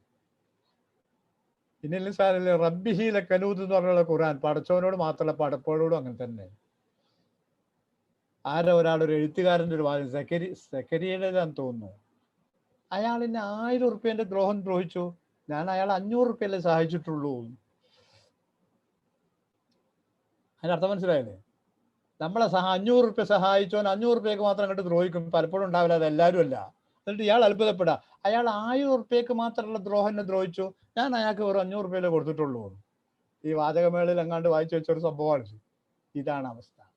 അങ്ങനെ മക്കളെയും നോക്കി, വാപ്പാനെയും നോക്കി, പെങ്ങന്മാരെയും നോക്കി, അനുജന്മാരെയും കെട്ടിച്ച് എല്ലാം കഴിഞ്ഞ് അവനാന്റെ വിവാഹത്തിനും ആവുമ്പോഴേക്ക് തല കഷണ്ടിയുമായി നിരയും വന്നു. ഒടുവിൽ വീട്ടിൽ വിശ്രമിക്കാൻ നോക്കുമ്പോൾ ആ വീടും തൻ്റേതല്ലെന്നോ മറ്റുള്ളവരുടേതാണെന്നൊക്കെ തോന്നുന്ന ഒരവസ്ഥ. പണിക്കൊന്നും പോവാത്ത അനിയന് കാശയച്ചു കൊടുക്കടാന്ന് എഴുതി എത്ര അമ്മമാരുണ്ട്? നമ്മൾ കറവ പശുക്കളാണ്, അങ്ങനെ കുലുക്കി പൈസ ഉണ്ടാക്കുന്ന ഒരാളാണ്. ഓൻ പണിക്കൊന്നും പോവില്ല, അവനെ കെട്ടിയോളും പോവില്ല, പറഞ്ഞയക്കൂല. ഉമ്മാന്റെ നിർബന്ധം, നമുക്ക് ഉമ്മാനെ തള്ളി പറയാൻ വയ്യല്ലോ. ഉമ്മാന്റെ നിർബന്ധം, ഓനെന്താ ഈ പൈസ അയച്ചു കൊടുക്കാത്ത? അപ്പൊ ഓൻ പണിക്കൊന്നും പോവില്ല, പോകും വേണ്ട, ഇല്ല പിന്നെ എന്തിനാ പോണെന്നാ? ഈജിന്റെ അവസ്ഥ എന്താ? ഞാനേ സുഖങ്ങൾ ഒരുപാട് അനുഭവിച്ചിട്ടുണ്ട്, ഖത്തറിനൊക്കെ ഒരുപാട് വിഷമങ്ങൾ അനുഭവിച്ചിട്ടുണ്ട്. ഞാൻ എനിക്ക് പറഞ്ഞ എന്താ വിഷമം? ഈ പോലീസിന്റെ പിന്നെ ക്വാർട്ടേഴ്സിൽ താമസിച്ച ദാഖിലയിലെ ആൾക്കാരുണ്ടാവും ഈ കൂട്ടത്തില്. അവിടെ കിട്ടുന്ന കുബൂസിന്റെ ഒരു ബലുണ്ട്, അത് നിങ്ങൾ ഒറ്റക്കൊന്നും യുദ്ധം ചെയ്താൽ പലപ്പോഴും കൊണ്ട് വീഴ്പ്പെട്ടോളന്നില്ല. അത് നോമ്പിനൊക്കെ സമയത്ത് ഉച്ചക്ക് 3 മണിക്ക് കിട്ടും ഈ കുബൂസ്. അത് 6 മണിയാകുമ്പോഴേക്കും മൂപ്പര് ഒരു പരുവത്തിലായി ഉണ്ടാവും. ആടിന്റെ വല്ലിപ്പാനെ വരെ ഓർമ്മ വരുന്ന കോലത്തിൽ ആടിന്റെ കഷ്ണങ്ങൾ ഉണ്ടാകാം. അതാണ് പലപ്പോഴും ഈ ഫുഡിന്റെ ഒക്കെ അവസ്ഥ. ഇപ്പോഴൊക്കെ ഒരുപാട് മാറിയിട്ടുണ്ട്, പക്ഷെ ഒരു കാലത്തെ അവസ്ഥയൊക്കെ അതാ. എല്ലാ പ്രവാസിയും മെഴുകുതിരി പോലെ എരുകിത്തീർന്നു, കത്തിത്തീർന്നു, ബാക്കിയുള്ളവരുടെ കണ്ണീര് വരാതിരിക്കാൻ വേണ്ടിയിട്ട്, അല്ലേ? അപ്പോ എന്തിനാ ഞാൻ അങ്ങോട്ട് പോയത് പഠിച്ചോന്? അത് പറഞ്ഞാൽ നിങ്ങൾ ആരെങ്കിലും ഒന്ന് സഹായിക്കുന്നേ? മറന്നുപോയി. ഇതിന്റെ ഒരു ബോധത്തിന്റെ അവസ്ഥയാണിത്. ഒന്ന് സഹായിക്കണോ? ആരെങ്കിലും ഒരാളെങ്കിലും പറ. ആർക്കും ഓർമ്മയില്ലേ? നിങ്ങളെല്ലാവരും ഞാൻ ഈ പറഞ്ഞതുപോലെയുള്ള ഈ കാര്യത്തിലേക്ക് മാറിപ്പോയോ? അതായത് കുറച്ച് ക്ലാസ് എടുക്കുമ്പോൾ ഓർമ്മ വരുന്നതായിരിക്കാം. അപ്പോ ഞാൻ പറഞ്ഞത് അതല്ല. പറഞ്ഞു വന്നത്, പുറമേക്ക് നമ്മൾ വളരെ ശാന്തരോ സ്വസ്ഥരോ സുഖിക്കുന്നവരോ ആണെന്ന് കാണുന്ന പലരും ഉള്ളിൽ ഒരുപാട് വിങ്ങലുകളും വേദനകളുമായി കഴിഞ്ഞുകൂടുന്നവരാണ്. ഇത് പൊതു അവസ്ഥ. എങ്കിൽ ഇതേ അവസ്ഥ ഈ കപടന്മാരെ പറ്റി അവരോട് സഹതാപം തോന്നാൻ വേണ്ടിയല്ല. കപടന്മാർക്ക് ഒരു അവസ്ഥ എന്താ അറിയോ? പത്രാസ്, ഇപ്പോഴത്തെ കാലത്ത് പറയുകയാണെങ്കിൽ ചാനലുകളിലൊക്കെ അവർക്ക് ഇരിക്കാൻ സീറ്റ്, എന്നും അവർക്ക് വർത്തമാനം പറയാനുള്ള അവസരങ്ങൾ, ഏത് ഈച്ചനങ്ങിയാലും കാക്ക വാറിയാലും ഒക്കെ അവരുടെ അഭിപ്രായം ചോദിക്കുക, അവരെ പ്രസ്താവനകൾക്കൊക്കെ വെണ്ടക്ക അക്ഷരത്തിൽ പത്രങ്ങളിൽ സ്വാധീനം, ഇങ്ങനെ എല്ലാം കൂടി നമ്മളിങ്ങനെ കാണും. നമുക്കറിയാം അയാൾ കപടനാണ്, കാപട്യമാണ് അയാൾ കാണിച്ചിരിക്കുന്നത്. പക്ഷേ കിട്ടുന്ന പരിഗണന എല്ലാം കൂടി ഇങ്ങനെ കാണുമ്പോൾ എന്തോ ഒരു ഇതാന്ന് നമുക്ക് തോന്നും. പക്ഷേ നിങ്ങൾ ഈ വിചാരിക്കുന്നതും അന്നുമല്ല. അവന്റെ ഉള്ളാകെ അസ്വസ്ഥമാണ്. ഭയത്തിന്റെ, ഭീരുത്വത്തിന്റെ, മരണത്തിന്റെയൊക്കെ പിന്നെ ആശങ്കയിലാണ് ഇവൻ ജീവിക്കുന്നത് എന്ന് പറഞ്ഞുതരാം. ഇതിന് സമാനമായ ഒരു സംഗതി ഞാൻ പറഞ്ഞുതരാം, വേറെ വേഗം മനസ്സിലാവാൻ. യഹൂദികളെ പറ്റി സംസാരിക്കുമ്പോൾ ഖുർആൻ പറഞ്ഞു, നിങ്ങൾ വിചാരിക്കും അവരൊക്കെ ഒറ്റക്കെട്ടാൻ, തഹസബുഹും ജമിയ വ ഖുലൂബുഹും ശത്ത. നീ വിചാരിക്കും അവരൊരൊറ്റ ബെൽറ്റ്, ഇസ്രായേൽ ഒരു ഐക്യപ്പെട്ട രാജ്യമാണെന്നൊക്കെ. ഖുലൂബുഹും ശത്ത, അവരൊക്കെ വ്യത്യസ്ത മനസ്സുകളും ഇസങ്ങളും ചിന്താഗതികളുമായി ജീവിക്കുക. ഭീരുക്കളാണവർ. പണ്ട് പിന്നെ ഫേസ്ബുക്കിന്റെ മുമ്പാണെന്ന് തോന്നുന്നു, പിന്നെ ഒരു ചിത്രം കണ്ടിരുന്നു. എന്താണെന്നറിയോ? തോക്കും പിടിച്ചു കൊണ്ടുപോകുന്ന ഇസ്രായേലി ഭടന്റെ പിറകിൽ നിന്നിട്ട് കൊച്ചുകുട്ടികൾ എല്ലാം കൂടി ഒച്ചുണ്ടാക്കുമ്പോ ഈ തോക്കും പിടിച്ചവൻ ഞെട്ടുന്നത് ഇങ്ങനെ ബേജാറായിട്ട് ഭീരുക്കളാന്ന് ഖുർആൻ പറഞ്ഞ. എന്നിട്ട് ഖുർആൻ ഒരു വാക്യം കൂടി പറഞ്ഞു, അവര് മതിലുകൾ കെട്ടി മതിലുകൾക്ക് പിറകെ നിന്ന് ഞങ്ങളോട് ഏറ്റുമുട്ടാൻ വരുവും. വല്ലാത്തൊരു കിതാബല്ലേ. ഈ വെടിക്കോപ്പും ഈ റോക്കറ്റും ഈ യുദ്ധവിമാനങ്ങളും കണ്ടുപിടിച്ച കാലത്ത് ഇസ്രായേൽ പിന്നെ ഫലസ്തീനിലെ യുവാക്കളിൽ നിന്ന് പിന്നെ രക്ഷപ്പെടാൻ വേണ്ടി മതില് കെട്ടി തീർത്തിരിക്കുക. ഖുർആൻ അന്ന് പറഞ്ഞു വെച്ചതാ, ഇവർ ഭീരുക്കളാ, ഇവർ രക്ഷപ്പെടാൻ നിങ്ങളോട് ഏറ്റുമുട്ടണമെങ്കിൽ മതിലിന്റെ മറ വേണം. അത് 1400 കൊല്ലങ്ങൾക്ക് ശേഷവും പുലർന്നു. ആ മതിൽ ഇപ്പോഴും നിലനിൽക്കുക, അവര് കെട്ടി തീർത്തിട്ട്. അറിയങ്ങള്? അപ്പൊ അതേപോലെ നമ്മൾ വിചാരിക്കുന്നതല്ല യാഥാർത്ഥ്യം എന്ന ഒരു വസ്തുത ഇവിടെയും ഖുർആൻ പറഞ്ഞു തരാം. കപടന്മാർ അസ്വസ്ഥരാണ്, ഭയത്തിലാണ്, ഭയാശങ്കയിലാണ്. എന്തൊക്കെയാണ് അവർ ഭയം എന്നറിയോ? അത് ഞാൻ അതിന്റെ ഉപമയുമായി ബന്ധിപ്പിക്കാൻ കൂടുതൽ വിശദീകരിച്ചു തരാം. ഇവിടെ ഇസ്ലാം തോൽക്കണം, നബി സല്ലല്ലാഹു അലൈഹി വസല്ലം പരാജയപ്പെടണം, ഇത് നിലനിൽക്കരുത്, അതിനാണ് പോലെ ആകെ മെനക്കെട്. പക്ഷെ വെച്ചടി ഇത് മുന്നോട്ടാ. അങ്ങ് ദൂരെ തബൂക്കിന്റെ ഭാഗത്ത് വരെ സൈന്യം യാത്ര ചെയ്തു. നബി സല്ലല്ലാഹു അലൈഹി വസല്ലം കത്തെഴുതുന്നു. ആ കത്തെഴുതിയ ആളുകൾ പലരും നബി സല്ലല്ലാഹു അലൈഹി വസല്ലമക്ക് സമ്മാനങ്ങൾ കൊടുത്തയക്കുന്നു. കൂട്ടത്തോടെ വഫുദുകൾ ഇങ്ങനെ അറബ് പ്രദേശത്തെ രാജ്യത്തെ ഓരോ ഗോത്രങ്ങളും ഇസ്ലാമിലേക്ക് കടന്നു വന്നുകൊണ്ടേയിരിക്കുന്നു. സാമ്പത്തികമായി മുസ്ലിങ്ങൾ മേലോട്ട് വരുന്നു. നശിപ്പിക്കാൻ മെനക്കെട്ട് നശിച്ചു തീരുമെന്ന് കാത്തിരുന്നിട്ട് മേലോട്ട് വരുന്ന ഒരവസ്ഥ സഹിക്കുന്നില്ല. മാത്രല്ല പിന്നെ ഖുർആനിൽ കപടന്മാരുടെ ഉള്ളുകള്ളികൾ മുഴുവൻ പറയുന്ന ആയത്തുകൾ ഇറങ്ങാൻ തുടങ്ങി. യഹ്സബൂന കുല്ല സ്വൈഹത്തിൻ അലൈഹിം, മദീനയിൽ എന്ത് ശബ്ദം കേട്ടാലും അത് ഞങ്ങൾക്കെതിരാന്ന് പേടിക്കാൻ തുടങ്ങി ഭീരുക്കൾ. അടുത്ത ആയത്തിൽ ഞങ്ങൾക്കെതിരെ ജിഹാദിന്റെ കൽപ്പന വരുമോ എന്ന് ഭയപ്പാട്. എപ്പോഴാ നബി സല്ലല്ലാഹു അലൈഹി വസല്ലം ഞങ്ങൾക്ക് നേരെ പടപ്പുറപ്പാട് നടത്തുക എന്ന പേടി, ഞങ്ങളെ രഹസ്യങ്ങൾ വെളിച്ചത്ത് വരുമോ എന്ന ഭയം. ഈ ഭീരുത്വം, ഈ ആശങ്ക, ഈ ഭയവുമായിട്ടാണ് ഈ കപടന്മാർ കഴിഞ്ഞുകൂടിയിരുന്നത്. ഇത് തന്നെയാണ് ലോകത്തെ എല്ലാ കപടന്റെയും മാനസികാവസ്ഥ. സമയം തീരാണ്. കാപട്യമുള്ളവർ അസ്വസ്ഥരാണ്, ഭീരുക്കളാണ്, ഭയാശങ്കയിലാണ് കഴിയുന്നത്. ഈ ഉപമയിൽ പറഞ്ഞ വ്യക്തി കൂരിരുട്ടത്ത് പെട്ടതുപോലത്തെ ഒരവസ്ഥ. ഭയം, അസ്വസ്ഥത, ബേജാറ്. ആയത്തിൽ നിന്ന് കിട്ടുന്ന മറ്റൊരു പഠനം നമുക്ക് കിട്ടുന്ന ഭാഗം എന്താന്ന് പറഞ്ഞാൽ, ഈമാൻ, നിഫാഖിന്റെ നേരെ വിപരീതം വരുന്നവൻ ഈമാനാണല്ലോ. ഈമാനുള്ളവന്റെ മനസ്സ് സ്വച്ഛമാവണം, ശാന്തമാവണം, സ്വസ്ഥമാവണം. ഇത് ഈമാൻ ഇല്ലാത്തവൻ ബേജാറാണേക്കാൾ അപ്പുറം നമ്മൾ ബേജാറാവാൻ നടക്കുന്ന അവസ്ഥ എവിടുന്നാ വന്നത്? എവിടെയോ പിന്നെ ഉമ്മയുടെ വയറ്റിൽ കിടക്കുന്ന സമയത്ത് പടച്ചോൻ എഴുതി വെച്ചതാ. സൂറത്ത് ദാരിയാത്തിലെ ഒരായത്തുണ്ട്, വന്നഹു ഹുവ അൽഹക വഅബ്ക, അവനാണ് കരയിപ്പിക്കുന്നവൻ ചിരിപ്പിക്കുന്നവൻ. വല്ലാത്തൊരു വചനല്ലേ. ചില ആളുകള് ചിരിക്കാനുള്ള എല്ലാ വകുപ്പും ഒത്തിട്ടും ചിരി വരുന്നില്ല, സന്തോഷമല്ല, വീട്ടിലുമില്ല, അയാൾക്കുമില്ല. എന്നാൽ ദുഃഖത്തിന്റെ എല്ലാ കാരണങ്ങൾ ഉണ്ടായിട്ടും അവർക്ക് ദുഃഖമൊന്നുമില്ല, ഉള്ളത് കൊണ്ട് ഹാപ്പിയായി സന്തോഷമായിട്ട് കഴിഞ്ഞു കൂടുന്നു. ജീവിതത്തിൽ നമ്മെ കരയിപ്പിക്കുന്നവനും ചിരിപ്പിക്കുന്നവനും പടച്ച റബ്ബ. നമ്മളല്ല അതൊന്നും കണക്ക്. ജീവിതം കൊണ്ട് നമുക്കൊക്കെ പഠിപ്പിച്ചു തന്നിട്ടുണ്ടല്ലോ ഇതൊക്കെ. അതുകൊണ്ട് നമ്മൾ എന്തിനാണ് ഈ ഭയപ്പാടും ഭയാശങ്കകളിലേക്കും പോകുന്നത്? സമൂഹത്തെ പറ്റി ചിന്തിച്ചാലും വ്യക്തിപരമായി ചിന്തിച്ചാലും സമൂഹം ഇവിടെ നിലനിൽക്കണമെന്ന് റബ്ബ് തീരുമാനിക്കുന്ന ആ നിമിഷം വരെ ഒരാൾക്കുമൊന്നും ചെയ്യാൻ പറ്റില്ല. നേരെ മറിച്ച് സമൂഹം മതി, ഈ മുസ്ലിം സമൂഹം ഇവിടെ എന്ന് അള്ളാഹുവിന് തോന്നുന്ന ഒരു സന്ദർഭത്തിൽ, തീരുമാനിക്കുന്ന സന്ദർഭത്തിൽ, അങ്ങനെ തോന്നാതിരിക്കട്ടെ, സന്ദർഭത്തിൽ ഒന്നും ഉണ്ടാവില്ല. അതല്ല ഖുർആൻ വസ്സമായി ദാത്തുൽ ബുറൂജ് വൽ യൗമിൽ മൗഊദ് വശാഹിദി വമശ്ഹൂദ് ഖുതില അസ്ഹാബുൽ ഖുദൂദ്. കിടങ്ങുകൾ കയറി തീ കത്തിച്ചിട്ട് വിശ്വാസത്തിൽ നിന്ന് പുറത്തു പോകാൻ തയ്യാറുണ്ടോ എന്ന് ചോദിച്ചപ്പോൾ തയ്യാറില്ല എന്ന് പറഞ്ഞ മനുഷ്യന്മാര് ജീവനോടെ തീകുണ്ടാരത്തിലേക്ക് ഇട്ടു. അവരാരും ഇന്ന് അതിൽ നിന്ന് പുറത്തു വരാൻ തയ്യാറായില്ല. അങ്ങനെയൊക്കെ ആയെങ്കിൽ ഈ സ്വർഗം ലഭിക്കുമെങ്കിൽ ആട്ടപടച്ചോനെ അതിനും തയ്യാറാണ്. അല്ലാണ്ടെന്താ? ക്ലാസ് നിർത്തുകയാണ്. ഞാൻ നിങ്ങളോട് പറഞ്ഞ ആ വിഷയം എനിക്ക് ഈ 9:20 കൃത്യത്തിന് ഇപ്പം ഒന്നും വരാൻ പറ്റിയില്ല. ഞാൻ ഇല്ലെങ്കിൽ ഞാൻ നേരത്തെ പറയും, ഇല്ല ഞാൻ ക്ലാസ്സിൽ എത്തുക തന്നെ ചെയ്യും. ചിലപ്പോൾ ഒരു 4-5 മിനിറ്റോ അങ്ങോട്ടോ അങ്ങോട്ടോ വന്നാൽ നിങ്ങളൊന്ന് സബൂറാക്കുകയോ അഡ്മിനുകൾ അതൊന്ന് അഡ്ജസ്റ്റ് ചെയ്യുകയോ ചെയ്യേണ്ടതുണ്ട് എന്ന് പറഞ്ഞു വെക്കുകയാണ്. ഇത് കുടുംബപരമായ ചില സാഹചര്യങ്ങൾ, ചുറ്റുപാടുകൾ, അങ്ങനെ വേറെ ബേജാറാവേണ്ട വിഷയങ്ങളൊന്നുമില്ല. എന്തിനാണ് ഞാൻ ഇതൊക്കെ പറഞ്ഞത്? ഞാൻ ബേജാറ് പറഞ്ഞത് ഇതൊക്കെ ദുനിയാവിന്റെ ജീവിതത്തിലെ രസങ്ങളാണ്. അങ്ങനെ ഒന്നും ഇല്ലെങ്കിൽ പിന്നെ എന്ത് രസമായി ജീവിതത്തിലുള്ളത്? അസ്സലാമു അലൈക്കും. If you are a Farooq College alumni, you should have been a student of Kuttasheri Mauli. Could you recollect any fruitable behavior action of him? ഞാൻ കുട്ടശ്ശേരി മൗലവിയുടെ ഒരു സ്റ്റുഡന്റ് തന്നെയാണ്. പക്ഷെ കുട്ടശ്ശേരി മൗലവി ഞങ്ങൾക്ക് എടുത്തിരുന്ന വിഷയം ഇൻഷാ ആണ്, ട്രാൻസ്ലേഷൻ ആണ്. അതുപോലെ തന്നെ എൻ്റെ അറബി എഴുത്തൊക്കെ പഴയ വളരെ വലിയ മുന്തിയത് പറയുന്നില്ല എങ്കിൽ പോലും അതിലെ നിയമങ്ങൾ പാലിക്കാത്ത നാടൻ അദ്ദേഹമാണ് ഞങ്ങളെയൊക്കെ കോപ്പി എഴുതിക്കുകയൊക്കെ ചെയ്തിട്ട് ഞങ്ങളുടെ അറബി അക്ഷരങ്ങളൊക്കെ നന്നായി തീരുകയും ഭാഷാപരമായ മാറ്റങ്ങൾ ഉണ്ടാക്കുകയും ചെയ്തിട്ടുള്ളത്. അത് അദ്ദേഹത്തെ പറ്റി നന്മയോടുകൂടി തന്നെ ഓർമ്മിക്കുന്നത്. ഹലാൽ പ്രശ്നത്തിൽ നമ്മൾ എന്താണ് ചെയ്യേണ്ടത്? ഹലാൽ പ്രശ്നം ഇന്നലെ ഉണ്ടായതല്ലോ. നിങ്ങൾ ഉദ്ദേശിക്കുന്ന ഹലാൽ എനിക്ക് മനസ്സിലാകുകയില്ല. ഇപ്പോഴത്തെ ഹലാൽ എന്ന പ്രശ്നമാണ്. ഒരു കവിയുടെ ഒരു വാക്കുണ്ടെന്ന് അറിയോ? ഈ ഇതാ അറാദല്ലാഹു കശ്ഫ ഫളീലത്തിൻ തുവീത് അതാഹലഹു ലിസാന ഹസൂദിന്ന. അൽഹംദുലില്ലാഹ്, ഓർമ്മയുണ്ട്.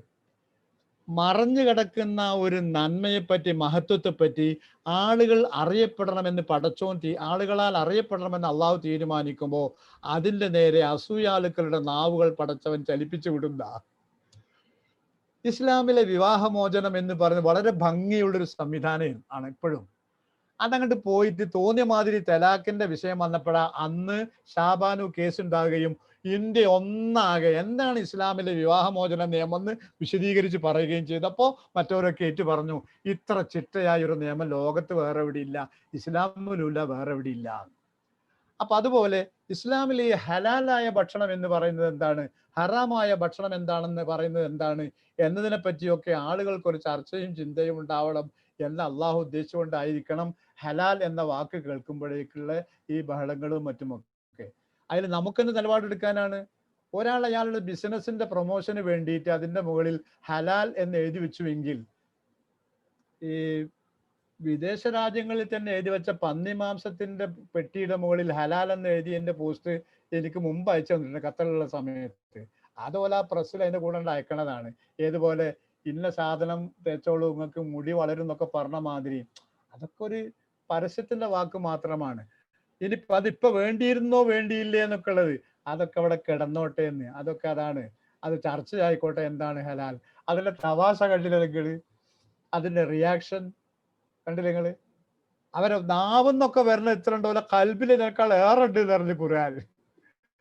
അപ്പൊ ഖുർആൻ അവരോട് പറഞ്ഞു മൂത്ത് ഉപയോഗിക്കുമ്പോ ചത്തോളിയുടെ ഞങ്ങളെ കൊയ്തുകൊണ്ട്. എന്റെ വാക്കല്ല, മൂത്തൂബി ഒയലിക്കും നിങ്ങൾ ഏറെ തീരുന്നില്ലെങ്കിൽ പോയി ചാകിനടാന്ന് പറഞ്ഞിട്ടുണ്ട്.